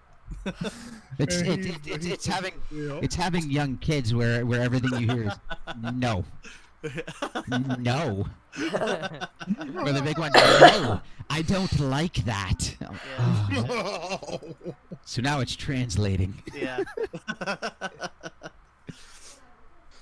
You know, I gotta say, Kazoo, just like how you're doing the Google Hangout, I like it because, like, I've seen other podcasts and where like everyone's equal size, and then I feel like we kind of always have to be like on. But then when the focus is on one person, it kind of gives me the chance to like think about what I'm gonna say next and kind of sit. So good job, Kazoo. This is pretty fun. I like it a lot. Yeah. The only issue is that whenever I talk, I have to. Because I'm capturing on OBS, I have to press. Otherwise, it doesn't show me. It doesn't make me big. But yeah. Okay. I know some other podcasts that use this same format. Yeah. So that's cool. Nice. GG, Kazoo. Spawnwave's a perfect example. When Spawnwave does his Spawncast, he uses Hangouts Live. Exactly. I would have never thought of that. I'm such a Discord junkie. Yep, I was trying not to name drop, but yes. Well, Venge, it's time to grow up from Discord. It's time to grow up from Discord and move to the big leagues. Yeah. G freaking G, well played. It's all for love, buddy. It's all for love. It's all good, man. I love it. Love it. Yes. We also got in this direct. We also got Dead by Daylight, which is an interesting one. Deltarune Chapter 1, which is free to those who got Undertale. Demo of Daemon X Machina. The Hellblade. Yeah. And the Grid Autosport? Grid Autosport, yes. Yes. Yes, that's it. Realistic racing Yeah. is headed for Oh Nintendo my- Switch. Realistic racing comes to the Switch finally with Grid Autosport. Oh. They It need looked it. okay. It looked okay. Yeah, yeah. It's no Forza Motorsport. No. But Yeah, it's not doesn't exactly matter though. Forza. They need it, Yeah. and it's the only option. Yeah, that's true. That's true. Man, we got to get a racing game on the Switch. We've Grid seen it before. Autosport. Yeah. We've seen it before. The first to the Switch is going to get some major sales because there's nothing else. True. You Yeah. don't have another option. Yeah. Yep. You're right. Just like Dead by Daylight is going to sell big. Yeah. It's going to have maybe not like big for Nintendo big, but like Right. compared to what they've been doing, I'm sure they're going to sell very, very well because it's basically unique on the platform. Both of those games, I will say, great pickups for Nintendo because they really need to kind of flesh out the lineup a little more. Yeah. As well, I will also throw in Hellblade, which, by the way, is the M-rated game that I will be streaming Hey, at some point in time. Yeah. Double Hell- E hockey sticks. Hellblade is I knew it. It's won a lot of awards, specifically for their the acting and how they depict psychosis. The game is about Sydney was going through psychosis. And they actually have experts that they brought in to make sure they made this hit.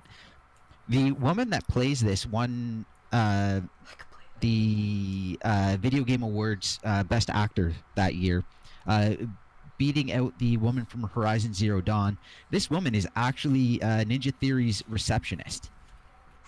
No acting That's experience, Right. anything. She does such an amazing job. It is such the game is an experience. They tell you when you load it up to be that you should be wearing headphones when you play it. You literally get like if apparently this is what psychosis is like. You have voices bouncing around in your head the entire time. And they're telling you sometimes some of them are telling you to do the right thing, some are telling you to do the wrong things. No, you're going the wrong way. No, they're not. Yes, they are. And they'll argue with each other. It is an experience. And That's creepy. It sounds like it's- schizophrenia or something. oh, I've played it for people. The opening of it is her canoeing down a river for about 7 minutes. No footage or anything. You can look around as you're canoeing down. You don't do anything else. And that alone, if you have no interest in the game whatsoever, do yourself a favor, put on some nice headphones, go YouTube the intro to that game. I'm getting the chills. It is an experience. It is honestly something you really should experience. It is so well done. And then I know some people were saying they were surprised it's coming to the Switch because of the graphics, and they could completely knock the graphics back, the cartoony, and just keep that soundboard, and it would hit you just as hard. Oh. Oh my god, the sound is so well done. The voice is so well done. Apparently she does all the voices. I don't even know how many there are.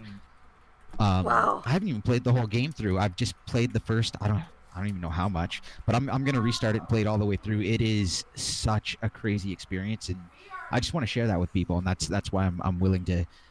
That's why I'm gonna jump through hoops to try to do a non-family friendly stream of this, because Yeah, good oh, idea. it is so well done. Yeah. The soundboard is phenomenal. I'm just gonna say oh. though, and put a little disclaimer on that, because I don't want to. Because doing what you said to, I don't want my viewers to like go and like watch this if they aren't ready for it. You know what I mean? So just a little disclaimer on that. That this thing this is a mature game. it's gonna be really It's intense. I don't think there's anything like too bad in the opening scene, but it is very mentally intense. I know a lot of people that didn't get through the 7-minute canoe in. They were exhausted from it. They get 3 minutes in and it's dude, there's so many voices bouncing around in your head. You are mentally exhausted trying to pay attention to things. Yeah. It is like, I don't know how I'm gonna like. I definitely won't be able to go past 2 hours streaming it. It is such like, It sounds like there's a lot. so well done, but it's so exhausting, and it is. Oh. My wife did like 2 minutes of it. And she's like, I can't do this. No. Yeah. No, and she bowed out right there, and I'm like, well, at least she experienced it. Now when I mention it, she knows what I'm talking about. But yeah, if you're a bit younger, wait a little while, but keep that in mind for when you're 17 plus, as the rating says. Conga, it's Hellblade: Senua's Sacrifice. Yeah, so good. No, like it's such a crazy experience. And then I guess I should probably also talk about Daemon X Machina, because that can't get ignored. Yeah, right. If some of you guys want to talk about Daemon X Machina, so who played the demo? I played I haven't, but the thing that I will say after watching it, what it reminds me of, because I am a huge fan of like Zone of the Enders, and it really gave me that. It was giving off that vibe of Zone of the Enders, but the difference is when it comes to this game, the massive bosses. That was sick. I like to think of it akin to Armored Core. You guys remember the Armored Core series, right? Back in the and then of course, I was a huge mecha anime fan, and that kind of interests me. So I'm gonna probably try it out, and hopefully the demo's good. I'm looking at it and I'm like, wow, that looks really interesting. So yeah, hopefully when I try it out, it'll actually interest me some more. Yeah, I did play the demo, but I don't know. It's not really my type of video game. Not really something I'm too interested in. So you guys can talk about that, because I don't know anything about it really. Kevin, you play it? Yep. No, I didn't. Are you planning to, Kevin? I don't know. I mean, anything's possible. I used to have a thing where basically with the currency that viewers can tell me what game to play. Venge still does that, where you like buy a stream, and I got kind of burnt out because they were making me play games that like I just was not having fun, and so now I do like the polar opposite, and I only stick to like 2 or 3 games. Yeah. Right. So I'm not in like a super adventure-y kind of mode right now, but I might take a look. I might take a look. See. Yeah. Yeah. If there's any, yeah. Oh, I'm sorry. Go ahead, Dumo. No, go for it.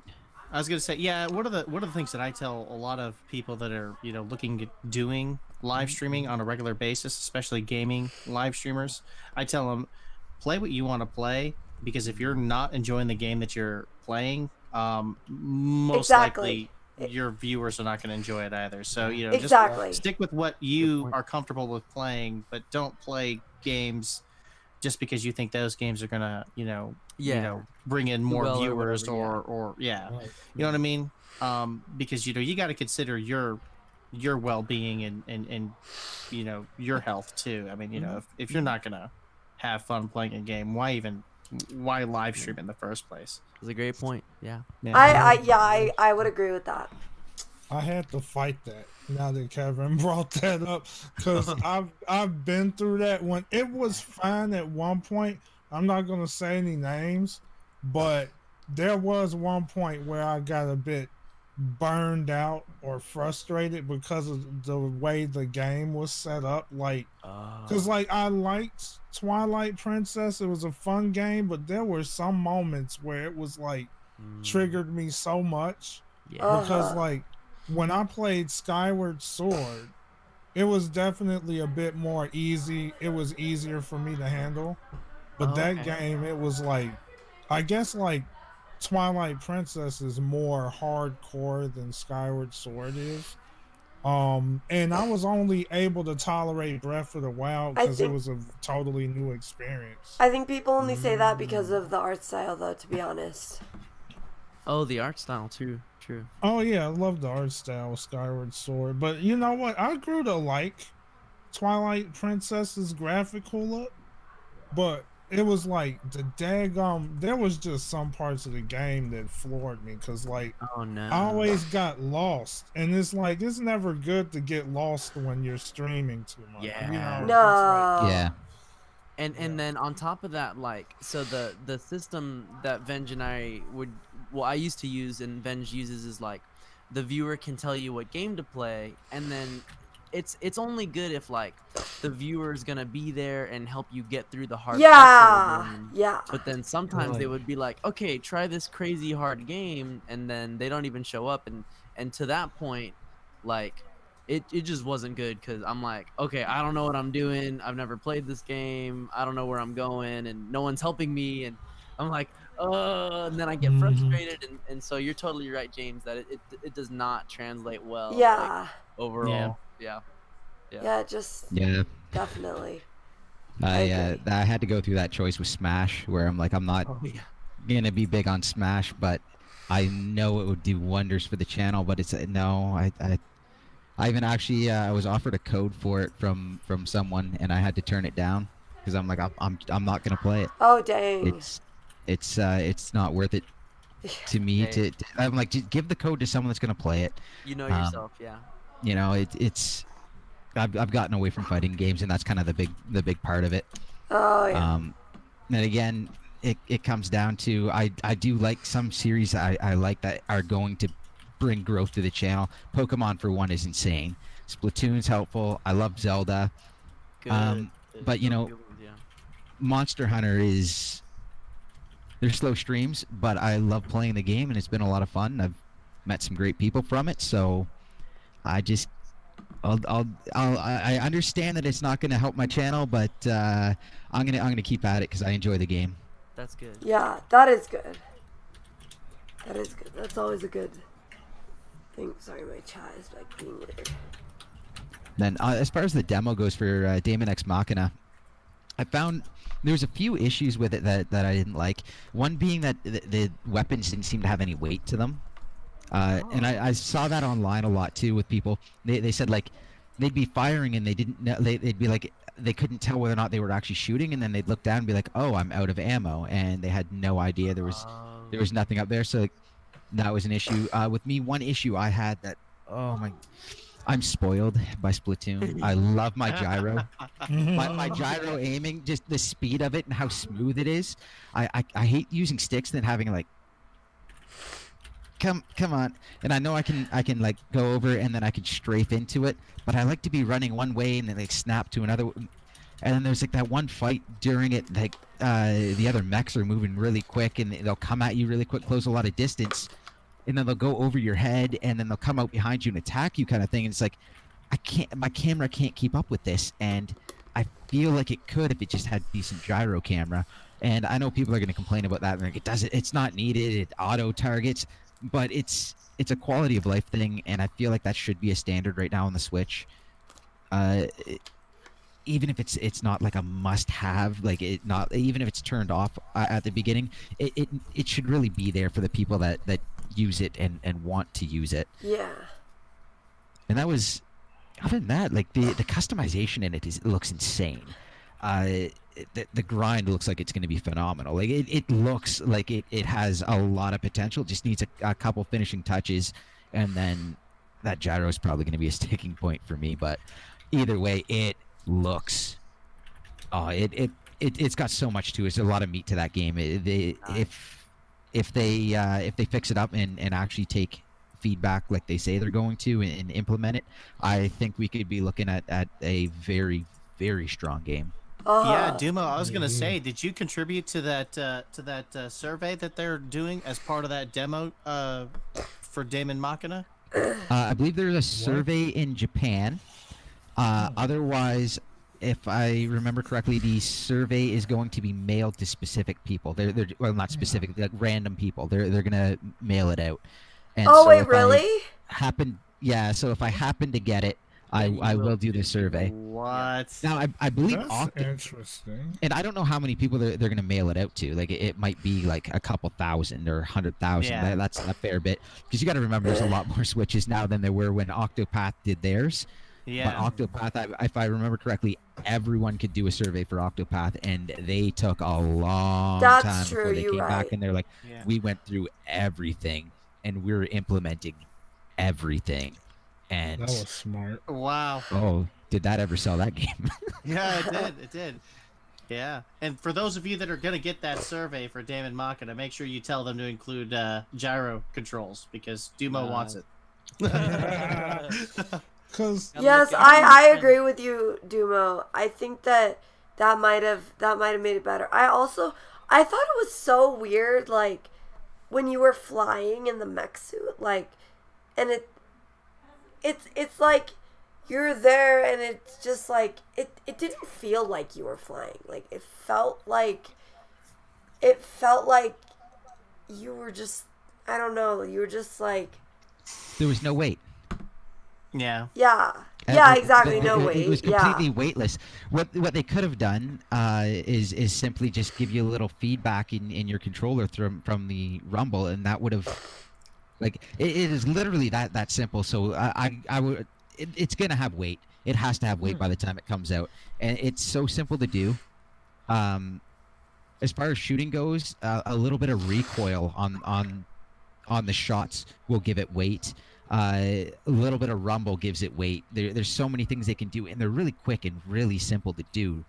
As far as like the grand scheme of things, and they've got like 6 months to go or something like that before it actually comes out. They've got plenty of time to implement quite a bit, and I wouldn't be surprised if there's actually more weight in the game as it stands right now, and that was added into a later version that came out. That happened before the demo was done and released. Before the demo was complete. That's a good point. Yeah, that's definitely possible. Interesting. But yeah, I don't know. For those of you who are watching my stream last night, you saw the awesome character we created together.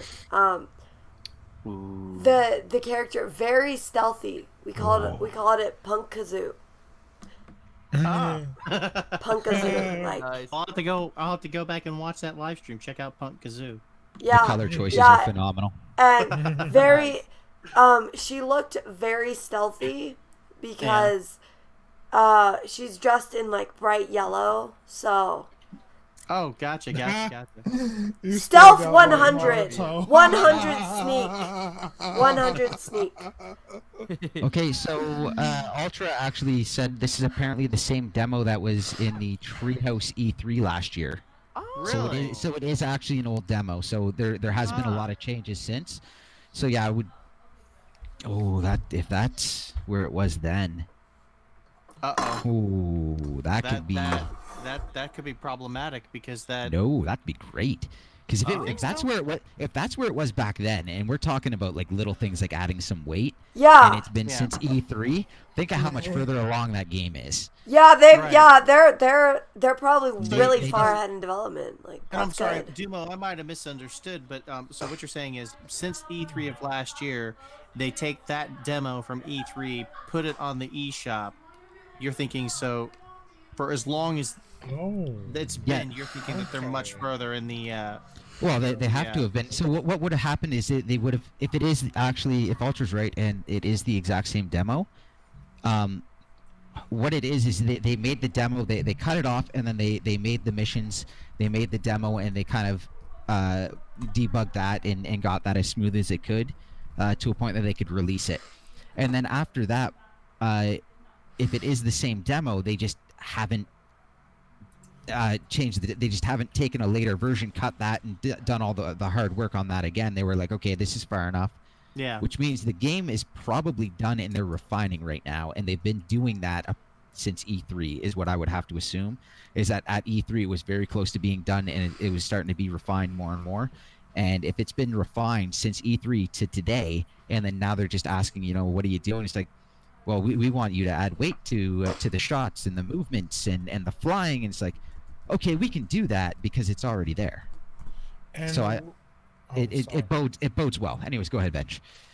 To add on to what you were saying, And the fact that you mentioned previously about how there's definitely a community backing this and the whole idea about feedback, right?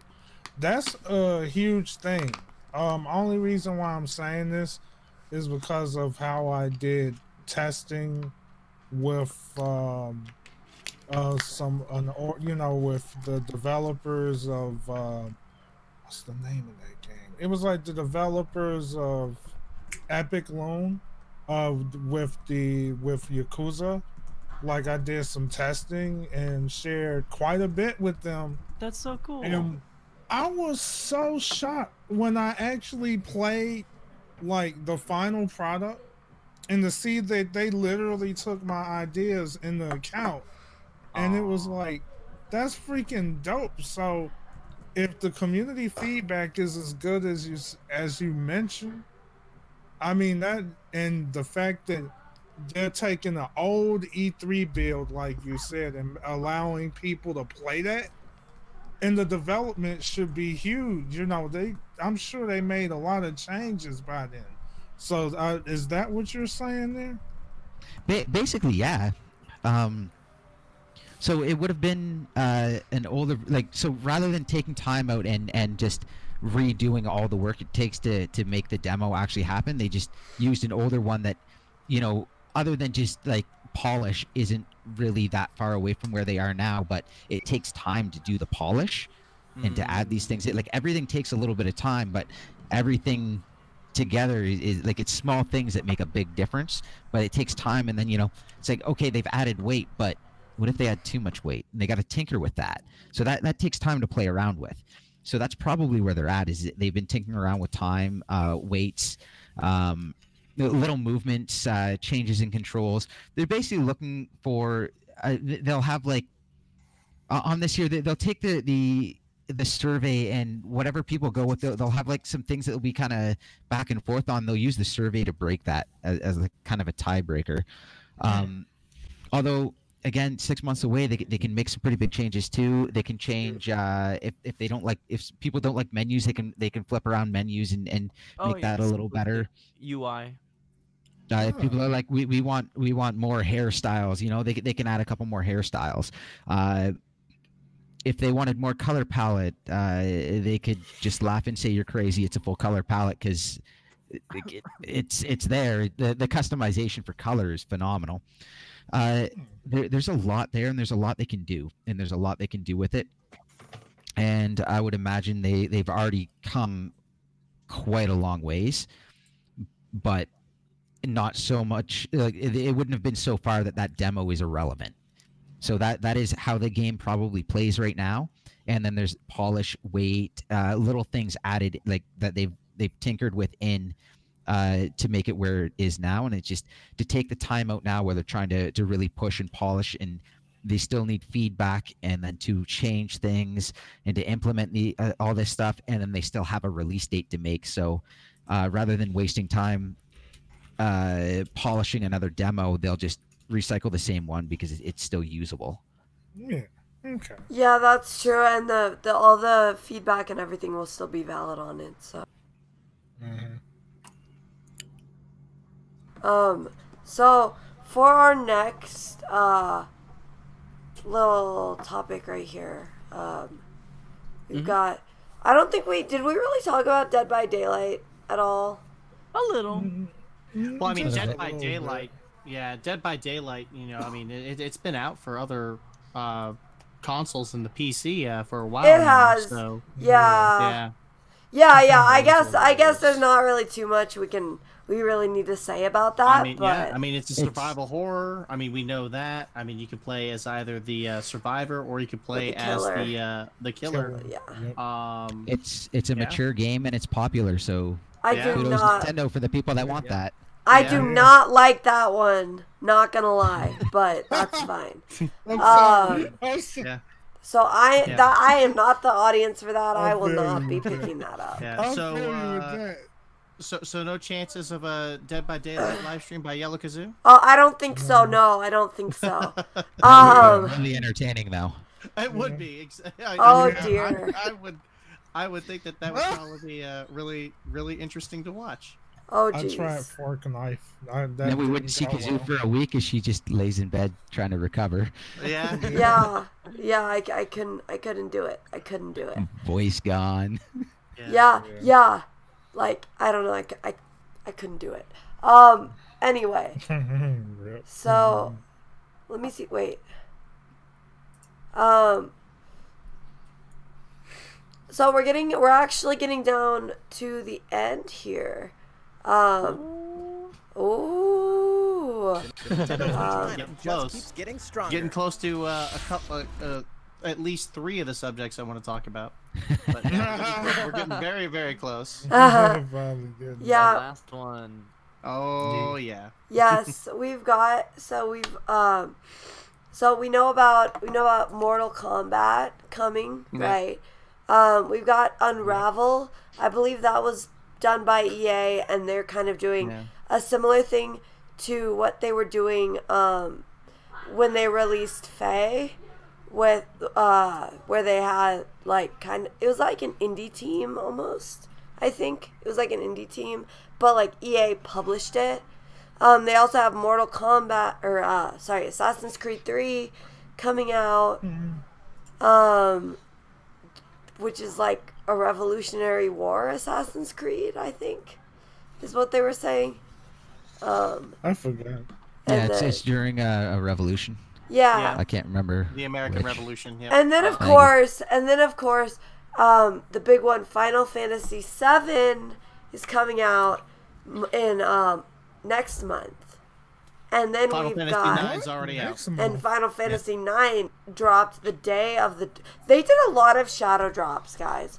Yeah, they did. That's Tetris. They did a lot of shadow drops. Like they had, like what did they have? Like they had that. They had the Final Fantasy 9. They had like 3 demos or 2 demos. Tetris.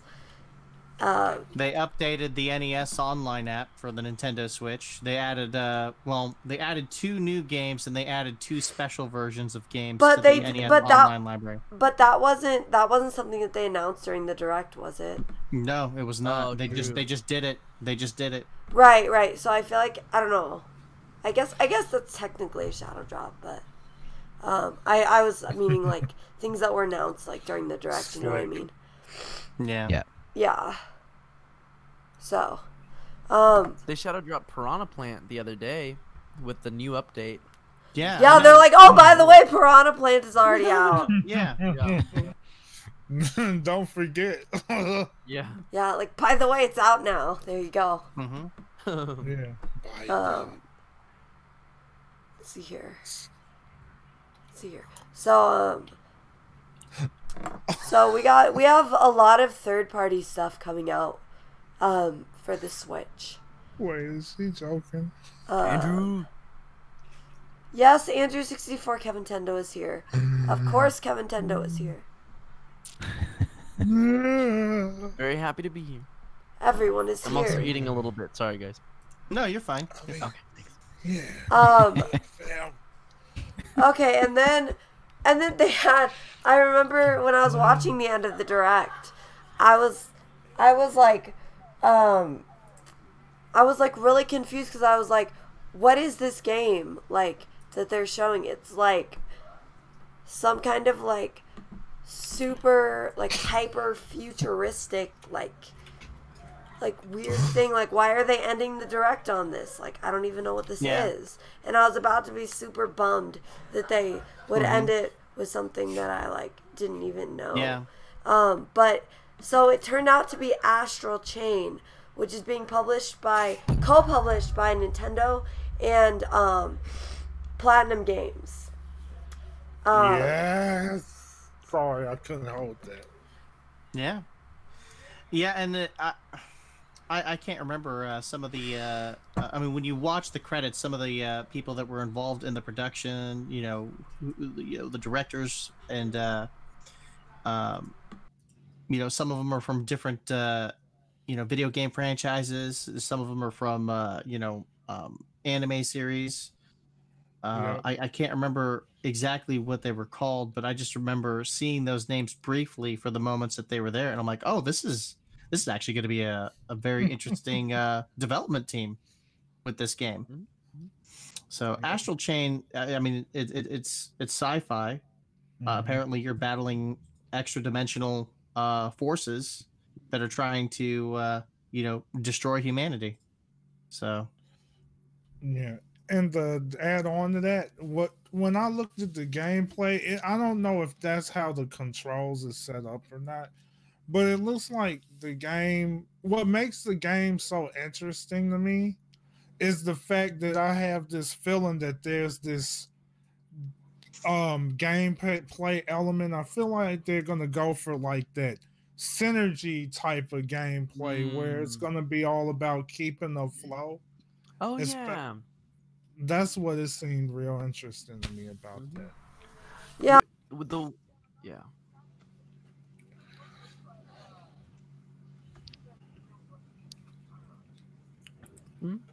yeah, Except more literal than energy. It's a chain. right. Yeah, Oh, it's yes. a literal chain between you and another character, and it looked like in kind of like what Venge was talking about. It's similar to Blades in Xenoblade Chronicle or Xenoblade Chronicles 2. Oh, I never even played that game. Oh, the that's one that's the latest one that I've actually played. So that's what comes to my mind when you say Xenoblade. So Yeah, and then Roadlocker says it has like kind of a hack and slash or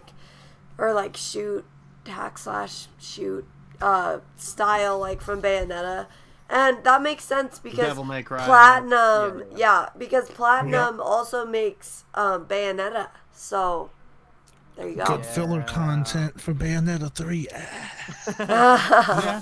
Yeah. It's like, hey, look, Bayonetta 3's not ready yet, but here's Astral Chain. Yeah, Yep, that's there you go. I know that they did mention Bayonetta 3 during the direct, so that was They did. interesting.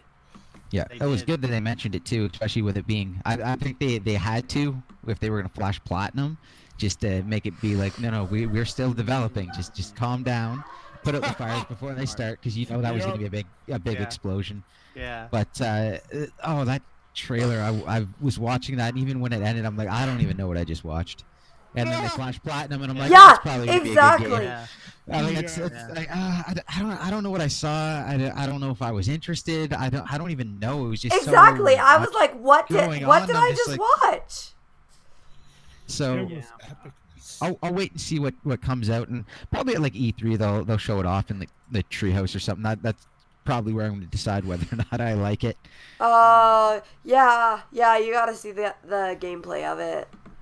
Like, and actually see the speed, not just like a bunch of cutscenes from it. So No, that's- Yeah. What But as far as, could you do with, like the two people, how do y'all think that controlled? Do you see how is it co-op, or are you controlling both of the people? co-op strung together is really hard to do. Really hard. Like it. I bet it's like a is so two-legged hard to play. race. You know, But sorry, a Arms. three-legged race. It's like a three-legged race. Yeah. Arms teams, it's a nightmare sometimes.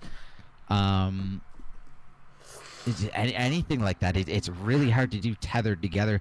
Do any missions in games where like the one that's coming to mind right now, the last one I did would have been Gears 4. You have to pick up a box, and each one of you's on either side, and you're both trying to walk the same and shoot things and carry this box. And it's a nightmare. Like the mission itself, it's like, you know what? You drag it. I'm just gonna shoot everything in the room, and this will be a whole lot easier. Yeah, I was gonna say that does not sound fun at all. There was so many messed up moments playing that part. It could just be AI also, like not co-op and not controlling both. It could just be AI, like And that's in one Gears AI. 4 for real? Gears of War. Yeah, 4? there's a mission where you got to pick up like this big crate, and like you're breaking into basically an abandoned facility. You're taking this crate of like whatever sort of technology, I don't even remember what, that you need, and you're getting it out. And I think they did that in a couple different Gears games. I think one was a bomb too, and yeah, they did that. there's a bunch of stuff like it's a frustrating mission, and to have a game like that, I don't think that would go well. Yeah. I think that would be bad. Here's what I think they might do. I don't know how the heck they planning this, but it kind of reminded me of when it comes. I'm thinking they might go for some kind of switch system or some kind where you can buffer, like you can do the inputs in early and maybe switch out to where when you switch out, maybe it'll auto combo, and then you could go in with the other character. Maybe, I'm not sure. See, that would work just fine. You can play two characters chained together. Xenoblade does it. Like the driver and the blade are basically chained together, so you can do it. It's just a matter of you can't really do it co-op. That's where it sucks. Yeah. And then of course in Gears, it's a nightmare anyway. So no matter how you do that mission, it sucks. He's always going back to that Gears. How about the Krill mission? How about the Krill mission, man? How'd you feel? Loved it. That's what I do to people when back in the day when they didn't know anything about Gears. They'd be like, "Oh, you want to try it? Oh yeah, go." It's like, "Hey, there's some ammo over there. Go get it." And then it's just dead. I'd be like, "Oh yeah, by the way, you step in a light, you die. You should have listened to the characters in the game." That's awesome. I love that mission. I loved it. Much. You just shoot out all the lights and watch things go. Yep, I love it. This man. Did that game once with a friend. We did it with pistols. Were the only weapons we shot. Oh, you could chainsaw, you could melee, you could use the hammer of dawn in the gun turret if you had it. Just because they're stationary and like short-term use. And you had your grenades, and that's how you got through a lot of those missions, was shooting out lights. You just shot out all the lights in the Krill mission, you were fine. Wow. You need to do a video of that with your buddy, man. I have to see that. Oh, I don't know if I could do that now. Oh my God. Dude, I probably put in a good 1,000 hours into the single player of Gears 1. I played that daily. Me and my roommates, friends, we just played that so much. We could chainsaw everything. It was crazy. Wait, are you talking about Final Fantasy again? No, Gears of War. Gears of War. Gears of War. His favorite pastime. That was one of my favorite game series, and that's the reason why I rebuilt my computer, was to make sure I played Gears 4. Nice. I don't care for the multiplayer whatsoever, but the story, I've read all the books and everything. Oh, cool. Oh, that's amazing. Oh, wow. Dang. That's pretty crazy. Yeah, some of them were pretty good. Some good scenes in those. Yeah. Anyways, I'd like to go back to just some of the releases. The third-party support, again, we talked about earlier, is like really, really huge. Yeah. We got some good stuff. Mortal Kombat's a great pickup. Again, a more mature game, another fighting game. Fantastic to have. It's probably going to sell pretty well because Nintendo fans have long memories, and that's a game with a long history. The Final Fantasies, I'm excited for. One thing does worry me though, and that's that apparently they're the mobile ports. Oh, you were saying that earlier. So yeah, apparently the text, the way the text boxes work, it's basically the mobile port, which Square has done that. They ported mobile to PC before and gotten a lot of flack for that. Yeah. So it doesn't surprise me at all that they would do it here. The good news is mobile is capable of producing some good-looking stuff these days, so it's not like it's going to be ugly. It's just the quality of life might be a little bit off. Yeah, we'll have to see. That's what happened with Dead by Daylight. I saw it. I mean, like, wait, what? Of course. Yeah, like I looked at when I saw the trailer for Dead by Daylight. It didn't look very good. It really didn't. I mean, I'm not a huge graphics guy, but when you compared it to, it's like apples and oranges, man. You don't even need a blind man could have saw that. You know what I mean? Wait. Dead by Daylight has a mobile version? What? Well, not mobile. I was referring to like the comparisons. Oh, just the comparison to the Switch version. Yeah. Okay. Like, and yeah, my thing is, I think that it's a good sign that the Switch is powerful enough to handle these games, but you're always gonna get those people who say, well, it was really bad on the Wii U when there were some games that were multi-plat, and there would be like, I think Assassin's Creed Black Flag, right? And they would compare the Wii U version to the PS4 version, and you were like, oh, this is terrible. The one benefit though now is it's fully portable, right? So exactly. So that is the really good thing about the Switch versions of any games. But it does make me, people are already speculating the Switch Pro coming out, and the Switch Mini, and the Switch XL, and the Switch 4K.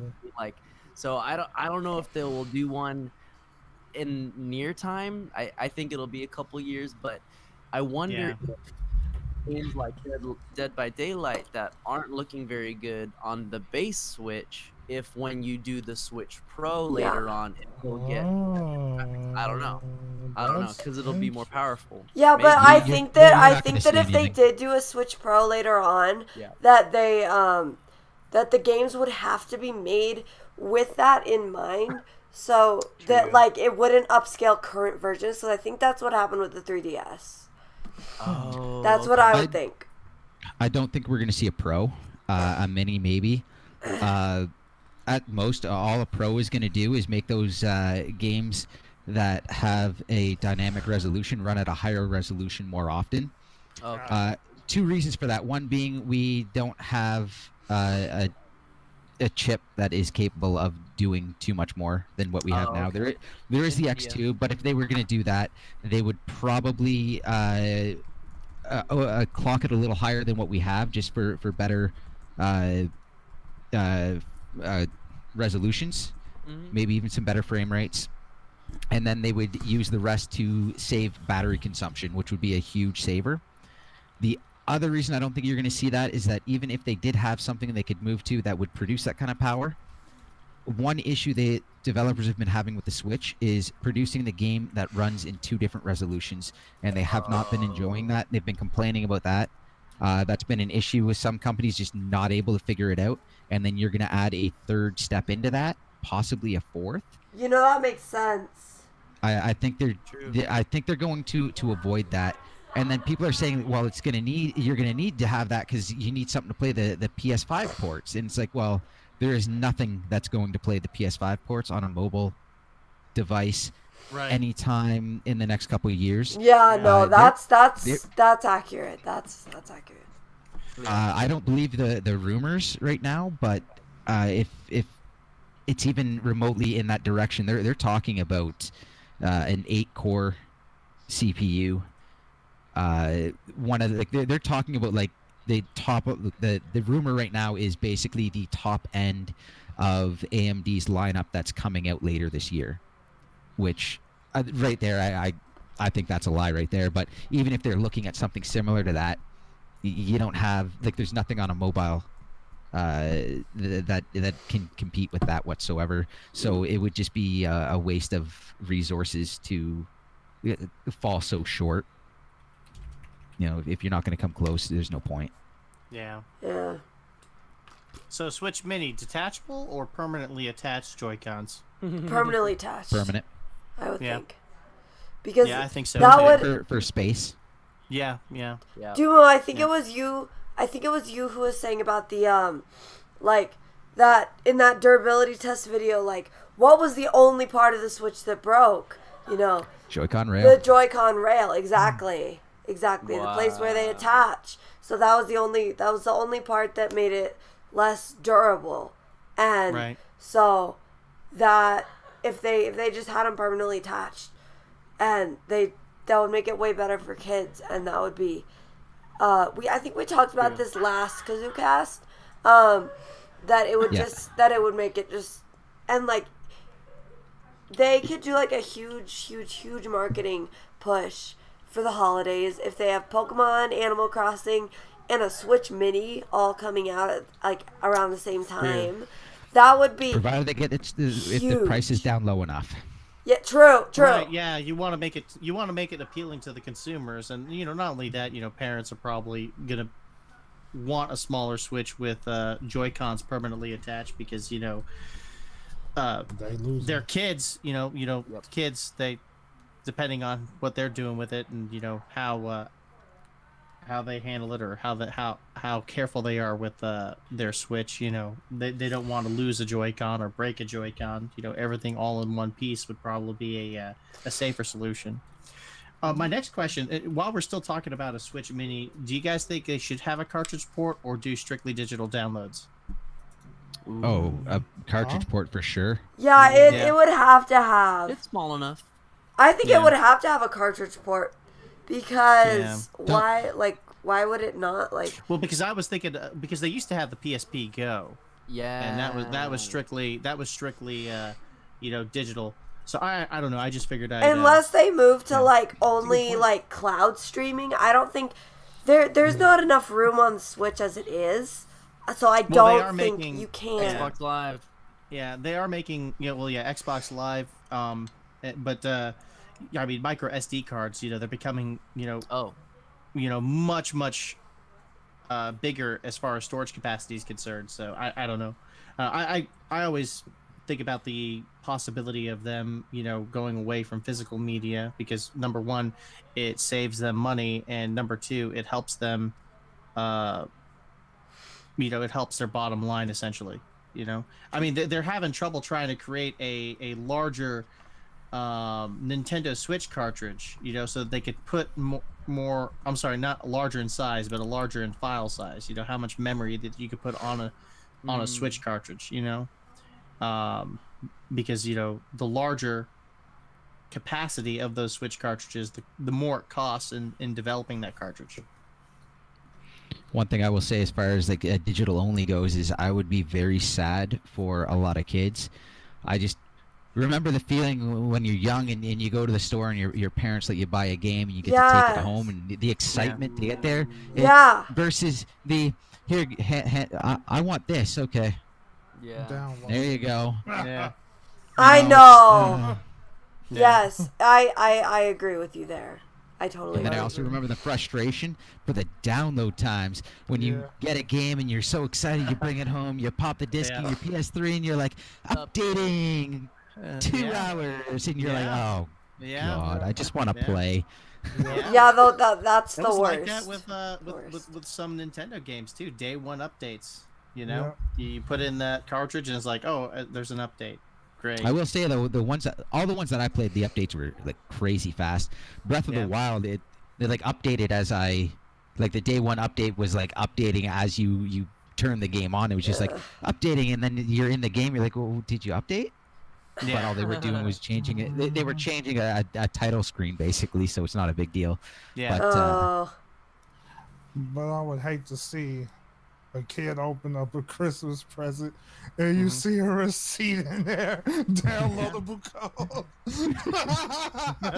God forbid they spill milk all over. Yeah. Well, Well, I've seen this a lot in stores now. They have the download cards for the game, like Sonic Mania Plus, for example, Captain Toad Treasure Tracker. You buy the card, same price as the cartridge, but it's just the download code. Yeah. So, I'm starting to see a lot more of that. And, me personally, that concerns me because it's like if I'm going to pay $30, $40, or $60 for a game, I'd rather have the cartridge. Well, the reason they do that is to not alienate cartridge, or to not alienate physical media, basically.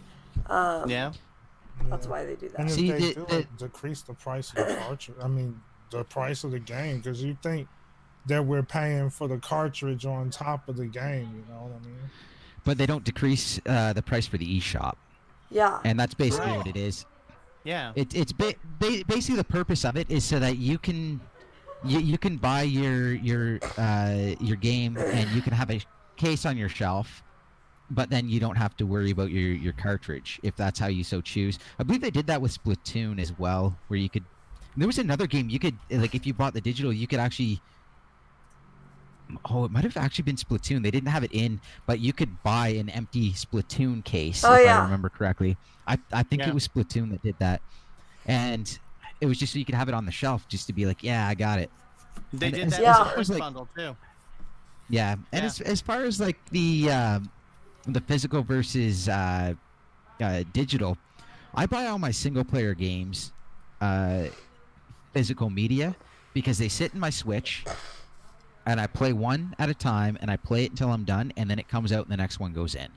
My multiplayer games, I have all digital because I will switch through them nonstop. And then on top of that, to be perfectly honest, once Splatoon 3 comes out, Splatoon 2 is useless to me. It's basically dead. Now, granted, Splatoon, you can still find games in Splatoon 1, so it's not that big a deal, but it's... It basically, for all intents and purposes, it's useless to me, and I'm done with it. Yeah, I agree. The same with when the next Monster Hunter comes out. There's a lot of stuff to do in Monster Hunter. I don't know how much of it I'm actually going to bother with. I will probably move over to the next one and be done with that. Mario Kart, what am I going to do afterwards? When the new one comes out, I'll get that, and then that's what I play. That goes away. So, to me, and it's the same with a lot of them, and very few of them have a story mode.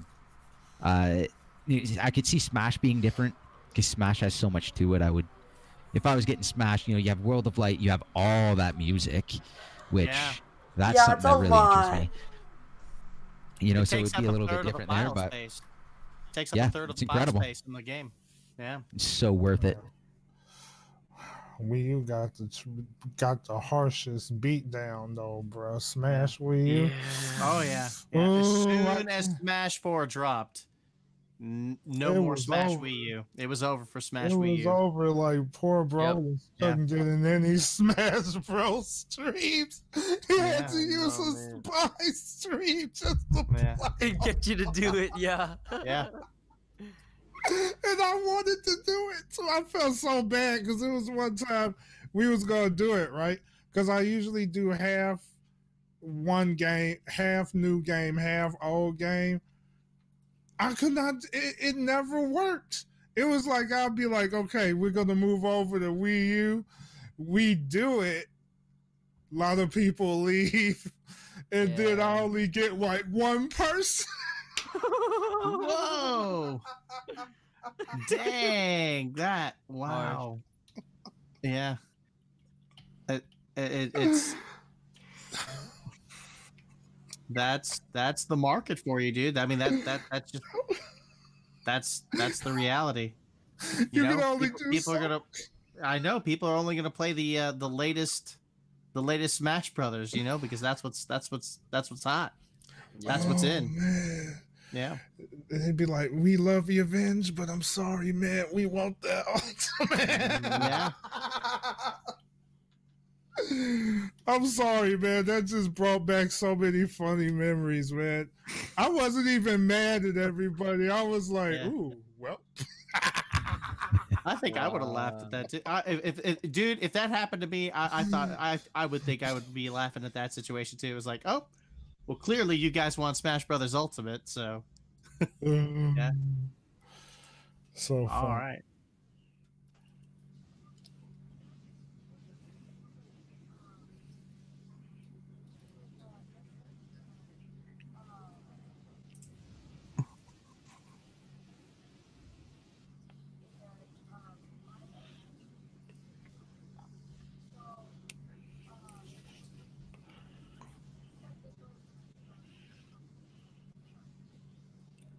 Zelda. Oh yeah. Wait, what? What? There was a Zelda announcement? What? When? Save the best for last. Oh crap! I'm sorry. My mic was muted to this stream. Okay, so I gotta say that again. Okay, so we are going to right now. Shoot. Right now we're gonna move on to talking about the two featured games. Dragon Quest 11 and Fire Emblem Three Houses.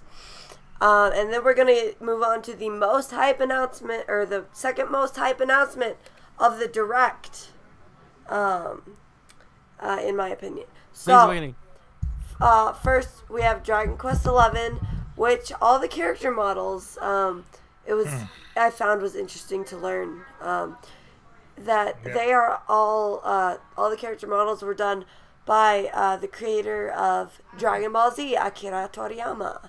So that's cool. And we also then we also had Fire Emblem, which they did more of a deep dive into that game, and really told us what everything was going to be about. So it's going to be like school, like you're like at an academy. It's like a Harry Potter type thing, I guess.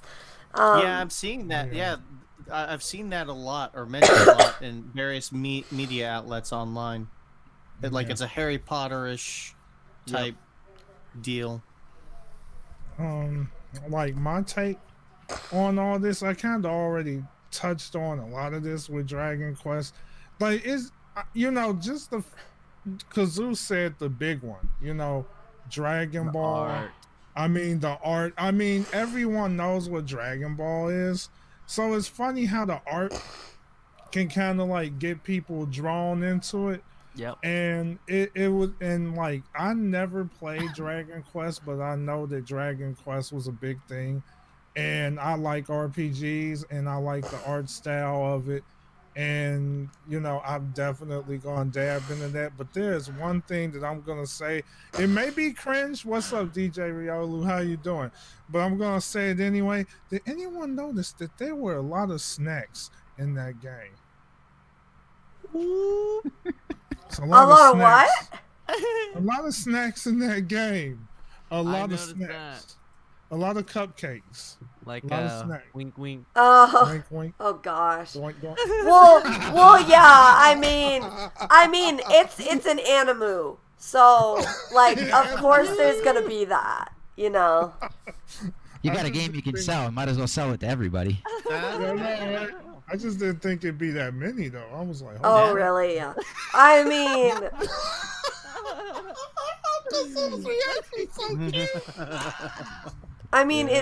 honestly, it's an anime. What do you expect? Hopefully they do it a little bit more classy than Xenoblade did. Yes, oh my God. That is true. They made it very, very. Well, never mind. I'm gonna reserve my comments. Xenoblade Chronicles 2, where it went when people were like, "Oh, there's nothing sexist in that at all." I'm like, Or what about Hyrule Warriors with that wizard lady that they introduced into the series? I know. I was like, where did you come from? You're not even a Zelda character. Wait, hold on. I know why you're here. Appease. We'll just say that, appease. That's it's it. I don't know. I hope it's a little more tasteful. I loved Xenoblade 2. Don't get me wrong. That game I absolutely loved, but there was some parts in there that I was like, you didn't need to do that. And then people were like, oh no, there was nothing sexy at all. I'm like, did you really need to put the camera angle that way? The angle. True. You didn't have, the camera didn't have to be behind and underneath this character. Wow, you could. really? Oh yeah, there was there was some. But again, that's crept its way into Zelda with Breath of the Wild. There was a little bit of that too. Yes, it has. They did that. And then that was intentional. And that actually blew my mind. Like people are making a big deal over it being sexist, and then they're like, "Oh yeah, because the story is about Link saving Zelda, as a guy saving a girl. It's sexist." I'm like, there was so much you could have hit on. You clearly did not pay attention to this game whatsoever, because you could have attacked that real good. You're right. You tried for a low hanging fruit where it's like, actually Zelda's been holding it down for 100 years fighting this battle. Yeah, that's true. That's very true. She's pretty hard. Like, Yeah. you gotta give her credit. Like I was just like, ooh. Oh yeah, Here, totally. She's been 100. Like Zelda's been 100 years battling this dude out, and here I am trying to buy a house. Yeah. Yep. She's not. Yeah, Yeah, she's not. She wasn't waiting in a castle tower being imprisoned. No, she was imprisoning Ganon. Yeah, like she was preparing for that fight. Yeah, for Link, or definitely. preparing Link for that fight. It just happened that you couldn't take him down without bringing the Triforce together, you know, as the lore stands. It's like, so she fought him to save the world until the Triforce came together. It's like, oh, we win now. Yep. There you go. She did all the hard work. You just showed up and shot a light arrow at a big freaking target. Basically. Yeah. All he did. You right, Yeah. Dumo. She was the hero, the true hero. So as long as Dragon Quest is a little bit more classy, I will be quite happy with it. Yeah. Fire Emblem. If it's not, it goes down the same path. I'll probably still be happy with it, just not as happy. And as far as Fire Emblem goes, that's probably going to be a lot less classy. I'm expecting it now. Yeah. As soon as you put I in would marriage say and all this other stuff, probably. you're like, no, this is gonna get cringy. Yeah, I mean Are they that's really just that gonna. cringy? Well, the thing Oh, is, as soon as you Fire put marriage Emblem's- in. That game Fire is Emblem's super always- anime. Marriage. Yeah, What? yeah, Yeah, characters have, can marry. Yeah, they have the you basically build bonds and relationships with the characters in the game. If you're a male protagonist, or I mean, it doesn't really matter. I mean, they kind of switch things up more recently with Fire Emblem Fates, but Yeah. But the thing is, you can create bonds between those that you go to battle with, and obviously you can build a relationship with them, and that's just been one of the draws and interests for some of the gamers out there. I mean, it's a strategy game, but it's also kind of a quasi dating simulator, if you will. Yeah, no, it definitely is. It definitely is. They have so many dating sim elements in there. Oh, And it's jeez. and that is the most cringe. And that is why Fire Emblem is less tasteful. Oof. I want to play it. I want to get into it, but I haven't really done a lot with the Fire Emblem series, and just knowing that I'm going to be playing this and I'm going to be cringing playing it. I know I am, because it just whenever you put in a marriage system, that's what happens. Oh, man. Yeah. Same with it was kind of like that in Final Fantasy X too. They had something similar to that, and it was just kind of it was cringy. Oof.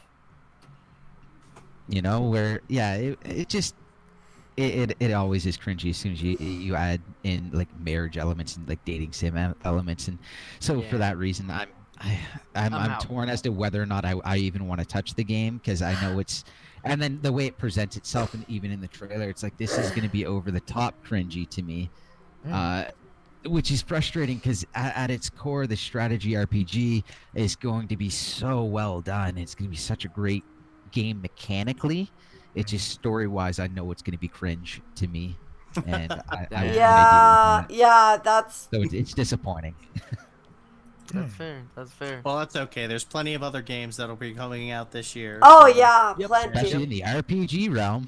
Oh yeah, definitely, Oh, yeah. definitely. We'll get plenty. Yeah. Quite right. Quite right. And from Square Enix themselves. Oh no, that's not Square. Yeah, well, Square's gonna have plenty. Square's got me covered. Square's got me covered. Yeah, Square. Yeah, the Oninako and all the other ones. Anyway, All the Final Fantasy. all the final Fantasies, all of them.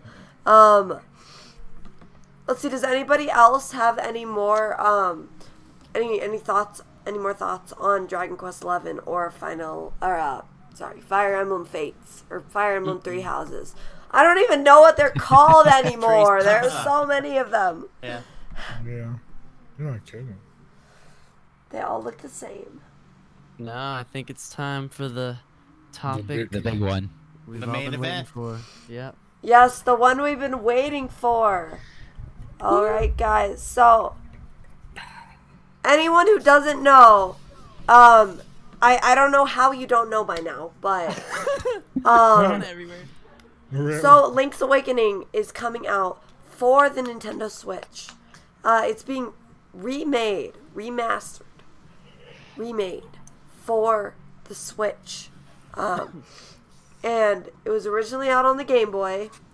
It was actually really funny because I saw Smash JT. He posted a comment of his on one of his videos on his reaction to Link's Awakening, and it was so funny because the comment was like nobody even played the Game Boy version. I bet you didn't either, and it was so funny. Wow. It's like yeah, like that's like I was just like lol.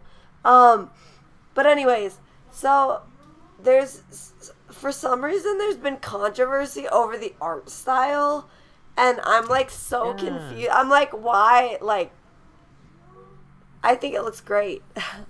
but yeah, so but beyond that, it looks like it has 2.5D graphics, and I think that looks amazing. Now, I haven't played the original, so I'm really excited to experience it for the first time this year. Yeah. This year, you guys, this year. Coming this year. But yes, so everyone, tell me you tell me your thoughts. Okay. I like the art style. I do not like the art of the character models. That's I don't like it. It feels cheap and like a mobile game to me with the character model. Everything else looks great though.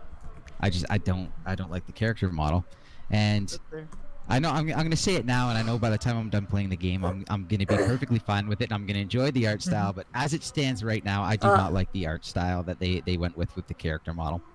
But I already hate it less than I did when they showed it off, and so I know I'm gonna end up liking it. And as I was telling you guys earlier, I think one of the issues with me is that they kicked off that trailer with that beautiful art video with the water and Link on the boat. Yeah, That's like an hand art style that I love so much, and I would probably melt if I saw a game in that art style with that like darkness and color palette and a Zelda like that. Oh, that would be amazing. And then they show that and I'm like, oh, it looks all right. And then I see the character model, I'm like, ooh. Yeah, I've heard.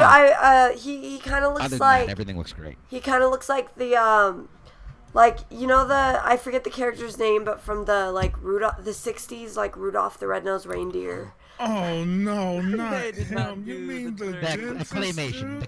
The claymation. Yeah. Yeah, Clay. Yeah. Oh. Oh, It does too. It does. savage. That is pretty savage. Well, the counter argument to the graphics is that Wind Waker took everyone negatively at first, and then they loved them. So I think most people, Dumo included, I think it'll grow on you, because I'll come around to it. It's just gonna take time. Because this particular Link, that like, you know, the anime drawing that they did of him, that Link incarnation, I believe is the same Link incarnation that's Oracle of Ages and Seasons. So those Game Boy games are coming next. I think they're even gonna recreate the original Zelda in that engine, because they Do you really think so, Kevin? Yeah, I think so. Wow. I think so, especially because once they have it figured out, like here's an example, like Zelda Ocarina of Time 3D, right? And so much of that game was reused in Majora's Mask originally, and people thought that Majora's Mask was gonna get a Wii U release. There was even someone who made an HD opening scene with like maybe not Skull Kid, but the Happy Mask Salesman. Oh, yeah. Oh, Yeah, I that remember was that. creepy. I remember that now. That that you was mention really it. well done. Yes, Yes, it was. And I was thinking like, oh, it would be so good. They need to make it. And like, while like just things that we want and things that we would buy for sure, Nintendo's like, nah. We're gonna give you this, and you're gonna like it. And then basically, no. they do. I don't know. I mean, they do kind of do that, but they also, I think they've really been listening to us a lot more. That's a good point. They've really had their finger on the pulse. I think. Yeah, that's true. And you know, I have to agree with Kevintendo. I mean, you know, people were not very receptive to the initial screenshots and videos that they released at Space World for you know, the Legend of Zelda: The Wind Waker. You know, people were like, "Oh man, what's with the cartoony art style? What happened to that epic battle between Ganon and Link? It looks so realistic, before, right? You know?" Like, yeah. And you know, everybody was like, "Oh no, we don't want this." And then, you know, in 2003, they released the game here stateside, and I absolutely loved it. I mean, you know, I had my doubts, but I still went to the store. I pre-ordered it, bought it, and I wound up loving the game. Played it from beginning to end, and I mean, it was a great experience. No, and which game were you saying, James? The Wind Waker. Oh, Wind Waker. And, you know, yes, I love Wind Waker so much. The music. Oh. Yeah, and you know what? And again, to touch up on what Kevintendo said, you know, people may not like the art style that's being represented in this game, but you know, over time, you know, people who, you know, decide to go to the store, purchase it, and play it, you know, I think they're going to really enjoy it. And I remember playing Legend of Zelda: Link's Awakening when it first came out, and I absolutely loved playing it. You know, it was a great Zelda experience for the Game Boy. I bought it, you know, for the Nintendo 3DS, the DX version, tried it out on that, and I just had fun playing that game again all the way through. And now I get to play it for a third time, only this time it's redone. So, you know, I think it's going to be a great experience. And like, I gotta agree with you guys on that, because I'm gonna look back at my experience when it comes to art style and how I judge something. It's so easy to make that first judgment call at first glance. Even though this, like, the genre that I'm gonna dive in is definitely like nowhere near, you know, relevant to the conversation, it still holds some weight in terms of how you think or perceive something. When it comes to watching anime, period, because I know, you know, we have some anime watchers out there, some that are not. Sometimes the art style of a particular anime can trigger you so much that you don't even want to give it a second thought. First thing that came to mind, since I started out watching a lot of Dragon Ball, then I got into Naruto, then I got into some of these other ones, and then out of nowhere there was like this huge wave for like One Piece, and I had no idea what that was. And, you know, people were saying all this stuff about, I was like, okay, well, let's see. Let's just take a look at it. Then the first glance, I looked at the art style and I was like, oh, this is disgusting. Like, this is terrible.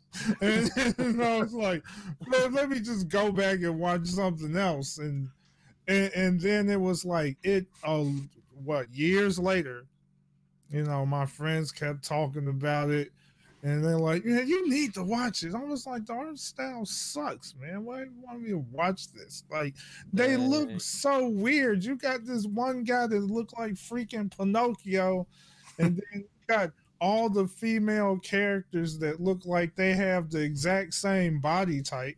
And then it was like, and so they just said, just watch it. And I was like, okay, I'll watch it. And so,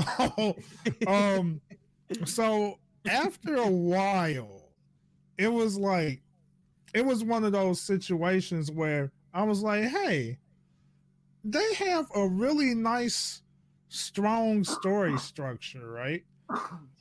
And eventually it got to the point where I wasn't worried so much about the art. And after a while, I actually got into it, and I was like, you know what?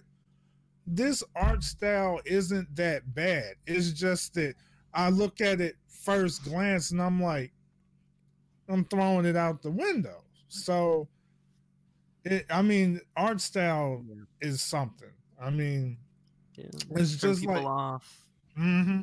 just like how you look at green money. Green makes you thirsty. One of those kinds of things, right? He talks about One Piece, and he says, "Oh, years later, you mean after watching 700 episodes, right?" Heck yeah! Well, One Piece a lot. Is going on forever, man. I don't even think they're ever gonna. I don't think they're ever gonna stop coming out with episodes for that series. Yeah, they'll stop.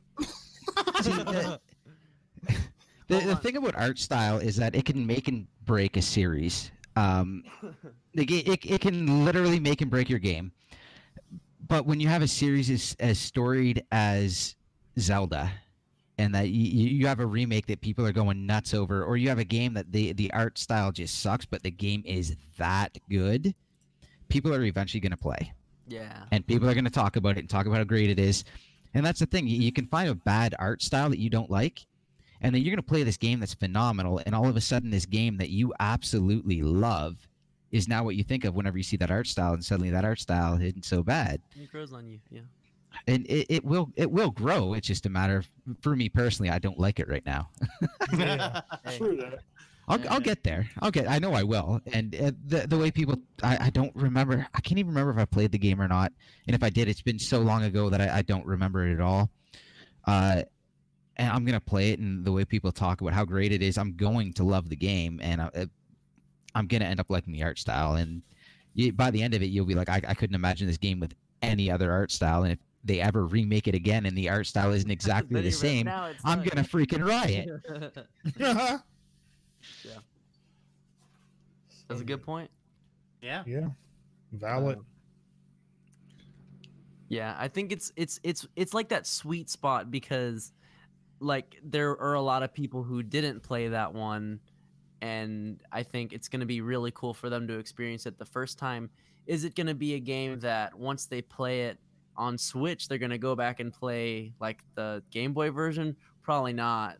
Yeah, I wouldn't think so, because I mean, it's not it's probably not. I mean, like, there's that charm for those people who have the nostalgia for it, but like, you know, like it's not, I don't think people would do that, because the art style is not going to be as good. The remake probably will have more things in it, right? Like, yeah, I don't know. I'm probably. Yeah. They did say that they have made changes to it. They have adjusted it. I would imagine they're not straying too far. Yeah. And they're not adding too much, but they have. They've done that with every one of the games they've remade. Yeah. They modernize it. You know, like, I believe Wind Waker, they got rid of some of the last travel quest stuff. Yeah. So, some of the things that they had issues with, they fixed. Yeah. They added the swift sail for faster sailing, and you can sail in any direction you want.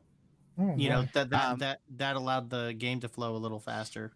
Instead of, I don't know what they did with Ocarina of Time 3D compared to the original one, but that definitely feels better. I don't know what it. I know they did something. I cannot tell you what, but I know something was done, and I've seen people talk about they have made changes. I have no clue what the change was. It might have just been like a slight boost in like run speed in the overworld or something like that, which would change your travel time drastically throughout the course of that game as you're running through. So they can do little things like that and make a big difference. Yeah, while that's staying cool. Completely true to the game. Oh, I know one thing they added was basically, what are those things called where you hit it and it goes like doing and like tells you the time? Yeah. Whatever that thing is I can't remember. They added like a new one where you can crawl into it and it'll tell you the next part of the game you need to do. So it is like a the little hint thing. Mode. Yeah. Well, and like it wasn't like shoved in your face either. It was and it had things like where the skeleton tokens were. It basically gave you a way to 100% the game without using the internet. Yeah, that's the biggest thing. Nice. Like I did play through Link's Awakening on the 3DS eShop version of DX, and there was just a point where I needed to use the chain chomp Bow Wow to eat the flowers, and I just didn't think of that. Like, it just never occurred to me. And I'm pretty sure they'll, in the remake or the remaster, they're gonna like at least give you some subtle hints, as opposed to, I had no idea. I spent like 4 hours just retracing my steps, going all around the overworld. Well, I can't go there. Okay, I can't go there. I can't go there. And then it turns out you needed to walk the chain chomp. You had to talk to the owner and say, hey, I want to take this on a walk. And it eats the flowers. Oh my gosh. Yeah. Some of those things in older games like that, it's like, how would anyone ever think to do that? Just by pure chance. Through my friend who also had the game. That's how I found out about that. Yeah, my friend at school, because I had it on the Game Boy. My friend at school, he told me, "Oh yeah, you get the chain chomp and then you take it over there and you eat the flowers. That's how you get in." That was my cheat right there. That's funny. Yeah. There's the infamous one from Zelda 2 where there's like an invisible door that you have to go through in order to progress, and it was like the only place that had it that would actually say like you had to buy the guide, the strategy guide, basically to beat the game. See, that's ridiculous. See, that's why I say the older games were not meant for children at all. Yeah, and they were definitely not meant for being 100%ed either. Oh heck, but it's interesting hearing about stuff like that and stuff that's hidden in older games. There was an MMO a little while ago that had been around for ages, and it's like circulating like not as richer countries. It's free to play. It's played on like older stuff, and some guy reached some insane level, and there was this little thing in the game that said, once you. If ever you made it there, there'd be something open up, and like they found like he ended up on like this crazy little island, and he was the only one to do it, and he had footage, and he sold it to people, and it just hearing about these like basically rumors like sprinkled throughout the years of a game, and then have it actually come to be something is just incredible and so cool to hear about. And so there was definitely stuff like Zelda 2 where it's like, come on. But then you get stuff like this where it's like, that's amazing. Yep. That first Zelda game, though, man. I played the NES version. I was just walking around aimlessly. I'm not even gonna lie to you. I'm like, where the heck do I go? I'm like, what? I'm just walking around aimlessly with no mission. I'm like, you got a sword, go. I'm like, go where? Anywhere. I'm like, oh Lord have mercy, I can't stream this. No, it's hard, and you don't want to just be looking up strategy guides the whole time. Heck no. Yeah. It was funny. I was actually getting mad. I was like, you know what? Screw this. I can't do this. Yeah, that's fair. Yeah, but it was still interesting though. Yeah. It really was. Well, I had a lot of fun talking with y'all about the Nintendo Direct. Did y'all want to get to a little bit of questions? Yeah, absolutely. I didn't actually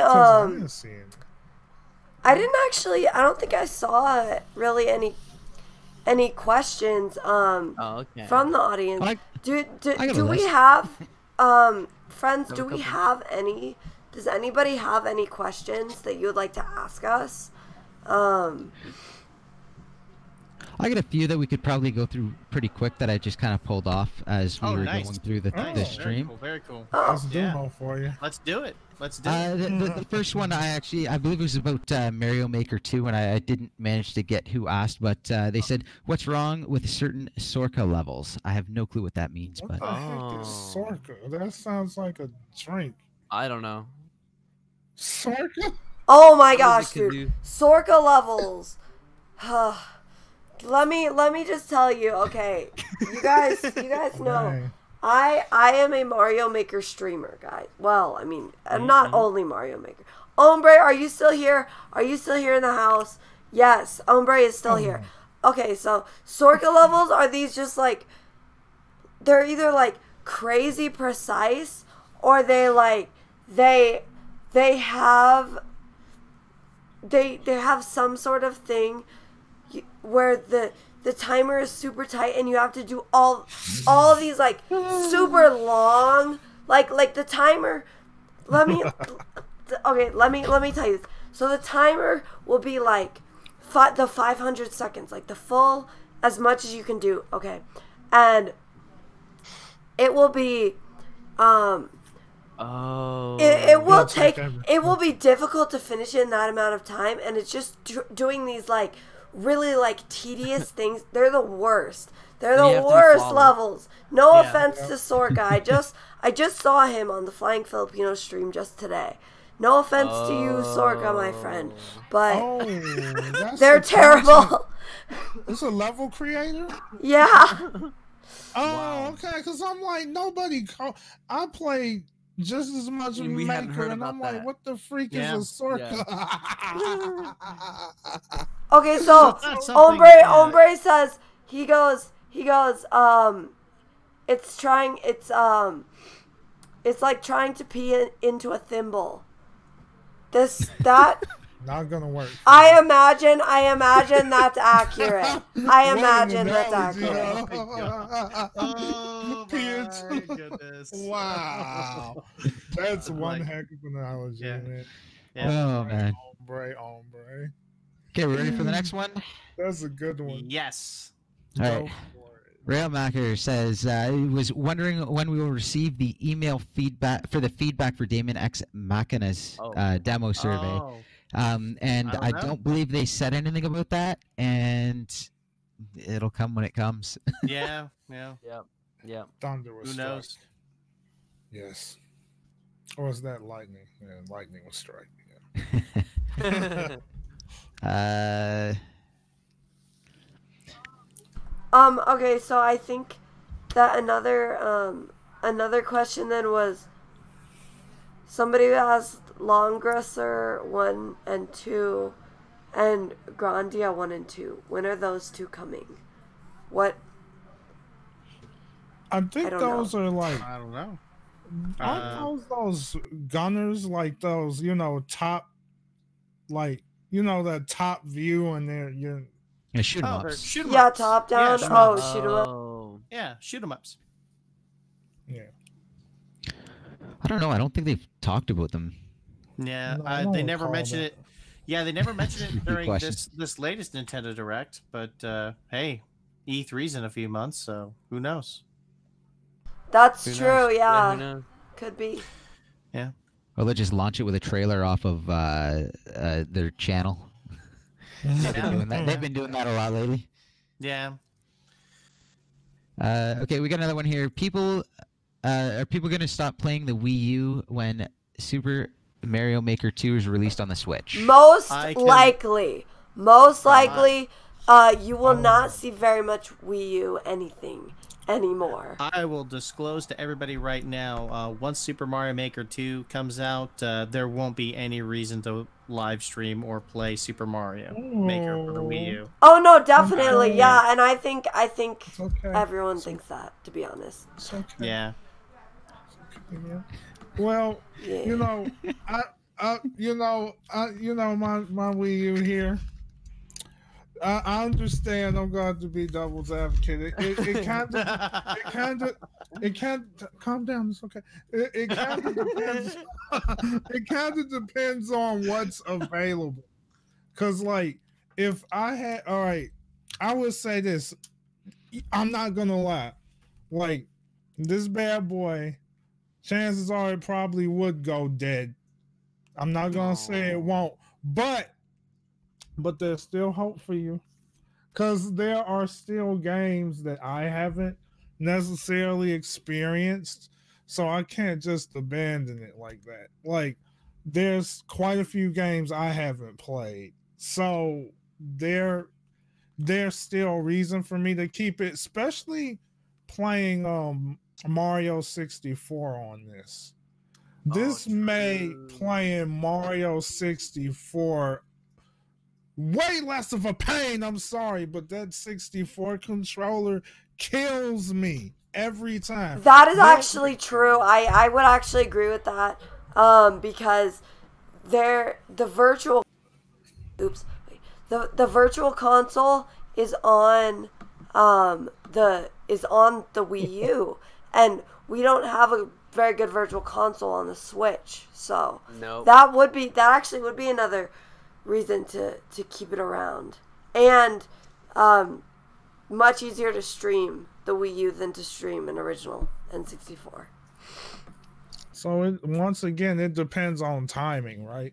So now, if they just come out of nowhere and they just throw out all those games that's on the Wii U, yeah, then that probably would be a problem for the Wii U. Unless there's a lot of Wii U games you really want to play, like the game you played, Kazoo, that Yoshi game. I never experienced that, so I wouldn't be surprised if I streamed that.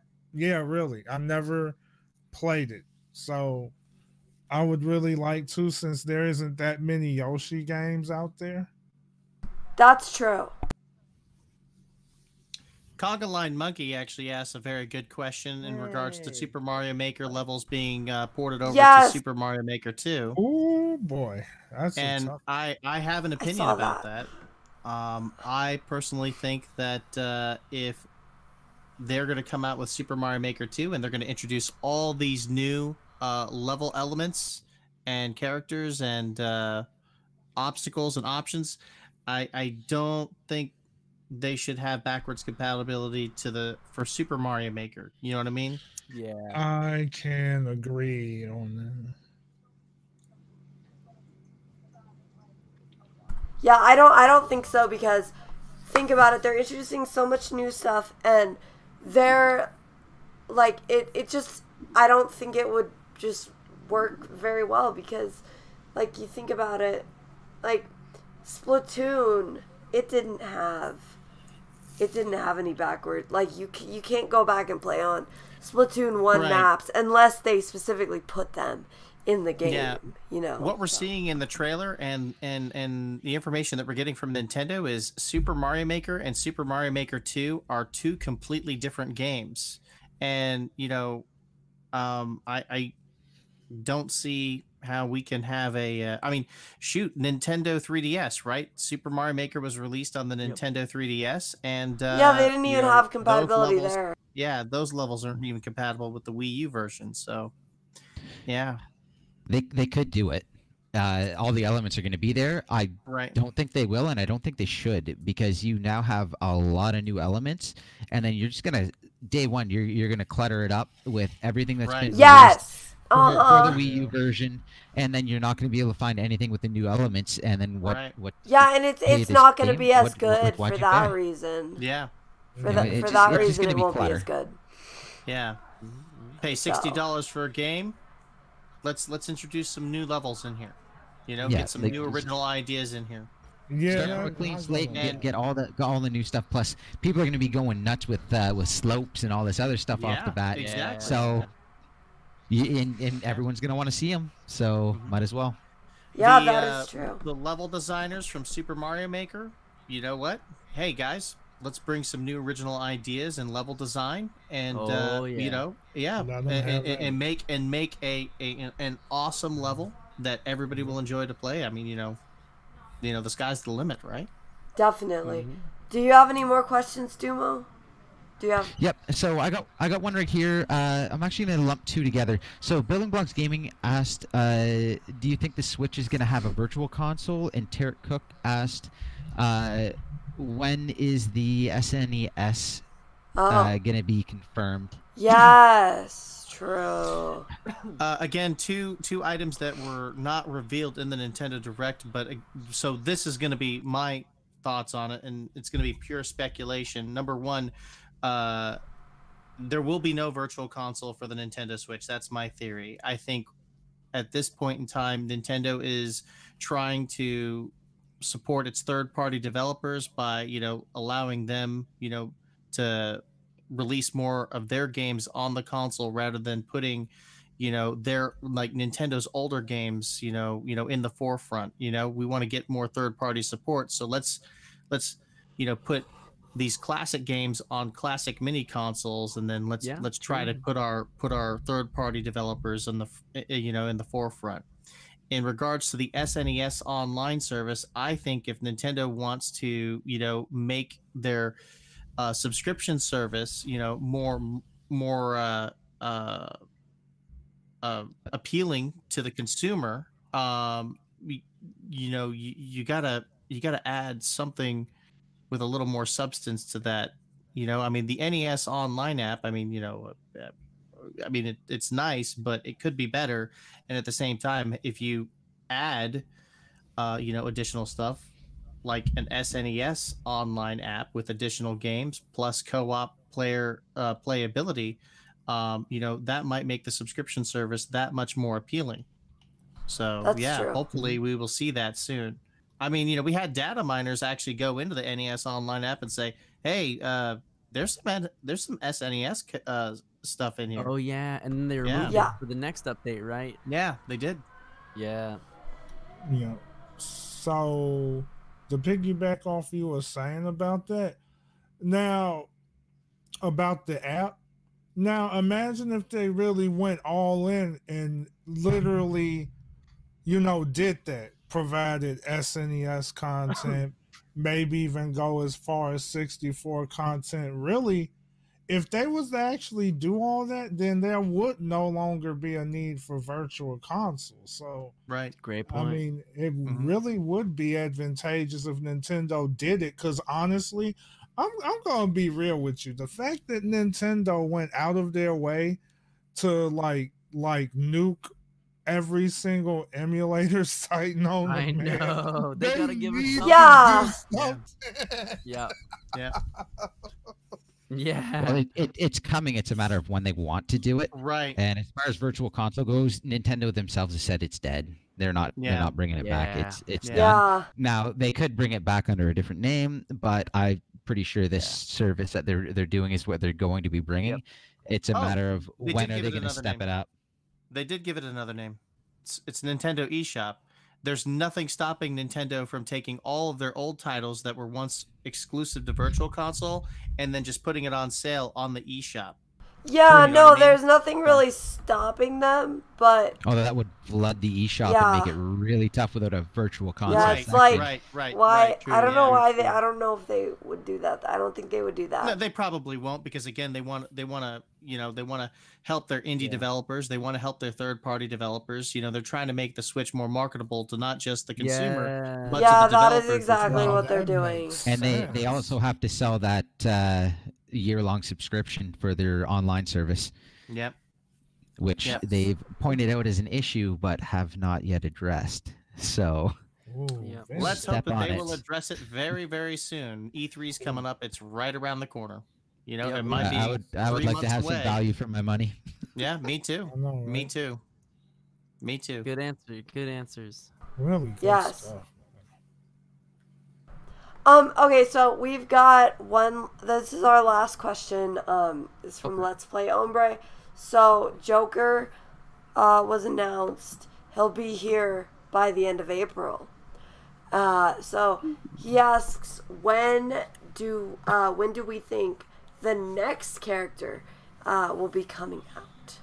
Wow. E3. Oh. We will either get a new direct prior to E3, or they will just announce a new character or two new characters at the next E3. Yeah. E3 would be a good place. I think E3 is the time to introduce it's going to be at least one character, but I would not be surprised. I would not put it past Nintendo to introduce two new characters at E3. Wow, two new characters. Surprised. I wouldn't be surprised at all. I wouldn't be surprised if they announce and release one during the E3 presentation. Yeah, that's what I think they're going to do that. I think they would do that. Wow. Because it's something easy. they would totally do. Crazy news. That's a great idea. They're doing it anyways. It's crazy news. And plus, end of April, we're a couple months away to June. There's no sense in really doing too much. So I think they're going to stealth release one, be a big, huge surprise. They're going to announce one, show them, be like, oh, so this is the one that's coming out in 2 months or so, or they're coming, we're working on it, and then they're gonna be like, and then we have this one, it's out now. Boom. Yeah. And then just exactly. mic drop. We're done the show. It's been a 5-minute presentation. Everyone go home happy. Yeah. Lol. I could see it, and it would be huge, and it would be very easy for them to do and make massive news with it. Yep. Yeah. I want to throw out the possibility that the next one might be in between now and then, but at like a Japanese show, because the first one was at the Game Awards, right? Or Thank something? you, Tarek, for that $5 holla super chat. Thanks so much, Tarek. Hashtag Tarek Cook. Hashtag Tarek Cook in the chat. Very cool, man. Very cool, Tarek Cook. All right, everybody do a Hadouken, man. Okay, Hadouken. Everyone do a Towards the Hadouken. camera. Towards the Let's camera. go. Yeah, let's count down. 1, 2, 3.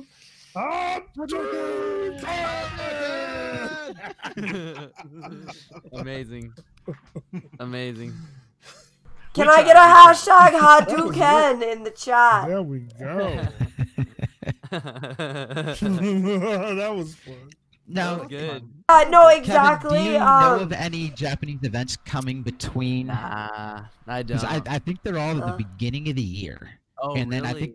I think there's like a couple at the beginning of the year. I know there's a couple between. I think there's 2 between E3 and the end of the year where we get into the Game The Awards. timing might not even be there. When is So I don't know if there is one. Oh, okay. What about Nah, I don't know. what about GDC? When is that? When is that? I don't know when that GDC, is. I think it's done, isn't it? I Oh, it know, is? Okay. I know what that is, but I don't know That's when. a good question too, though. Game Oh development. no, March 8. March 18th to March 22nd. Oh, Huh.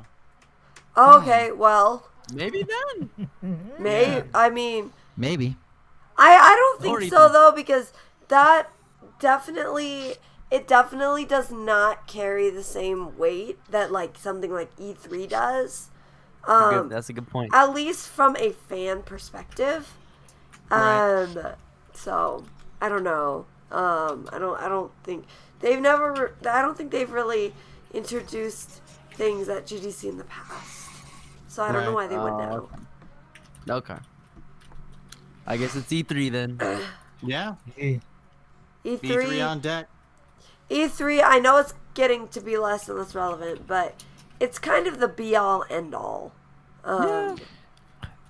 It's a gaming good time news. to announce your holiday lineup. Definitely. Yep. I agree. It is a good time. But yeah. Oh my gosh! What just happened? Broless! Oh man, my dang, dude. bro, it's- Another $5. Wow, another $5 How did I know holla. this was gonna happen? He is Nice. stubborn. He got a question in there. All right, well, got a question. Wow, we he got- did we gotta- super we gotta chat. He did super chat, so do I it. guess we gotta You gotta answer it. answer We got it. Looks good. There's that lovely noise What that about Astral plays. Chain, the game Okay, announced what at about the Astral Direct? Chain? I have no clue what I looked at. I have no clue what I watched. I have no clue if it's interesting. I know, same. I'm interested to Literally see same. what it actually is. Yeah. I'll probably see it at E3 in the treehouse, and that's when I'll end up deciding whether or not it's a game that I Yeah. care about. Spanish I dude. like Shout Dumo, out I to have a lot of Spanish questions dude as in the well. chat. Hello. Hey Rigo, how are Whoa, you? Spanish dude is here. What is up, Yeah. Spanish? 60 like hype. Yo, Nice. That is 60 awesome. Here, likes. Spanish dude. But since I'm an average anime watcher, bro, listen, you know I'm gonna dab into that, bro. So don't worry too much about that. Yeah, I had to tell him because I know he probably want me to say it. Like, please say it. You better watch it. You better play it. Better. Or unsubscribe.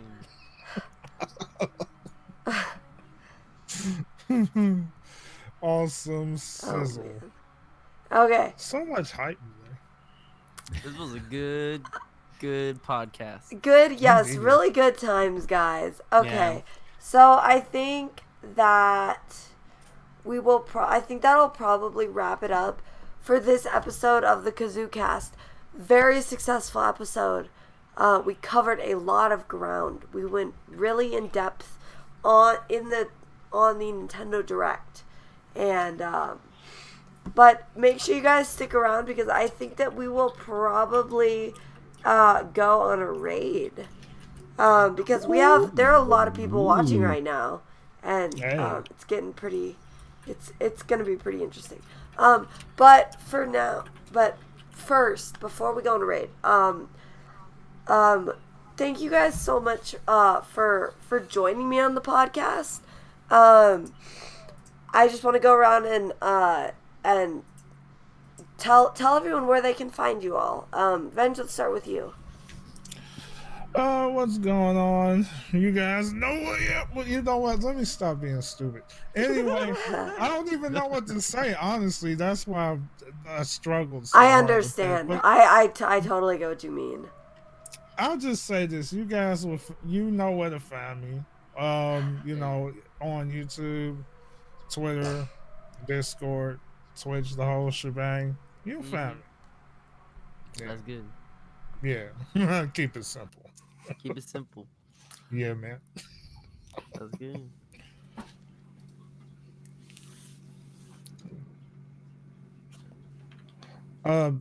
It's Kevin's next. Okay. Yeah, I think Kevin's next. Yeah.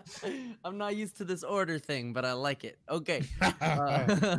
Well, I have recently started to focus on videos more so as opposed to streams, and I think I might start doing kind of what Venge does, where you focus on like one channel for one day and then one channel the next day.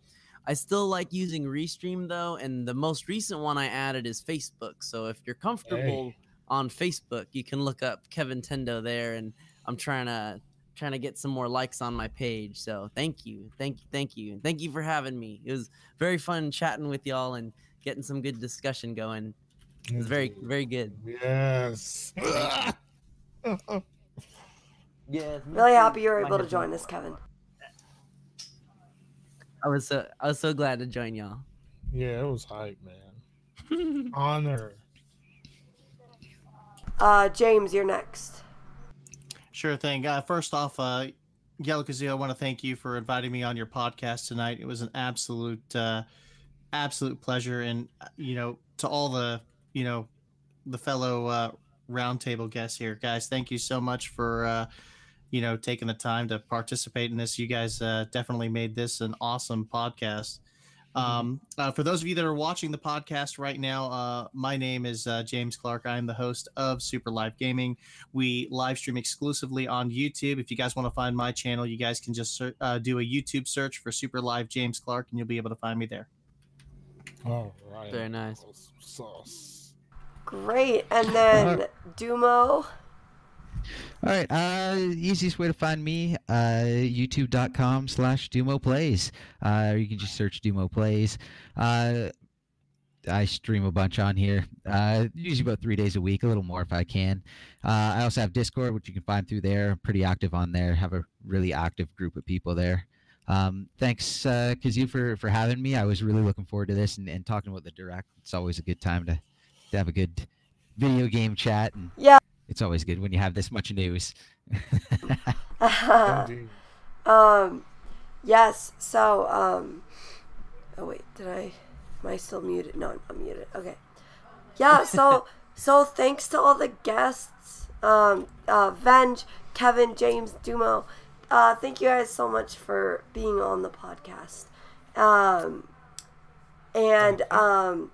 To everyone watching, thank you guys so much for watching. I really appreciate all of you guys coming and hanging out with us and participating in the discussion. So that's really awesome. And yes, guys, Kevin is right. Make sure you guys hit that like button if you have not hit it already. And with that, I think we are going to go on a raid now. Let's do it. Yeah, boy. Let's get it. You don't have any... You guys don't have any suggestions, do you, for raid targets? I Potato chip. Any of you on the podcast? I'm looking down my list, and I'm pretty sure everyone on my list that's streaming would be on your list. Okay. Yep, for the most part.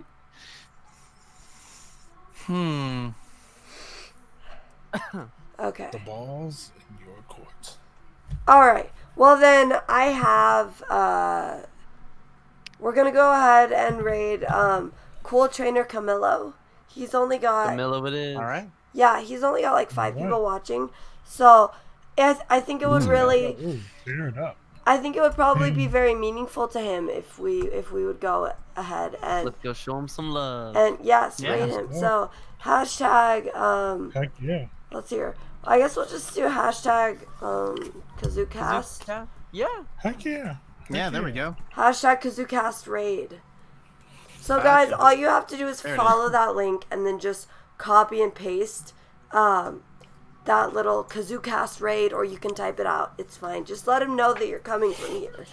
And yeah, so I think if all of the 20 odd people who are watching right now would go over, it would be really awesome, and I think he would really appreciate it. Actually, we got almost 30 in here right now. That's awesome, guys. Wow, that's cool. awesome. Nice. Epic, guys, epic. All right, guys, thank you guys so much for watching, and we'll see Bye, you. guys. We'll see you next time for the next KazooCast. Bye-bye. Bye, guys. Bye.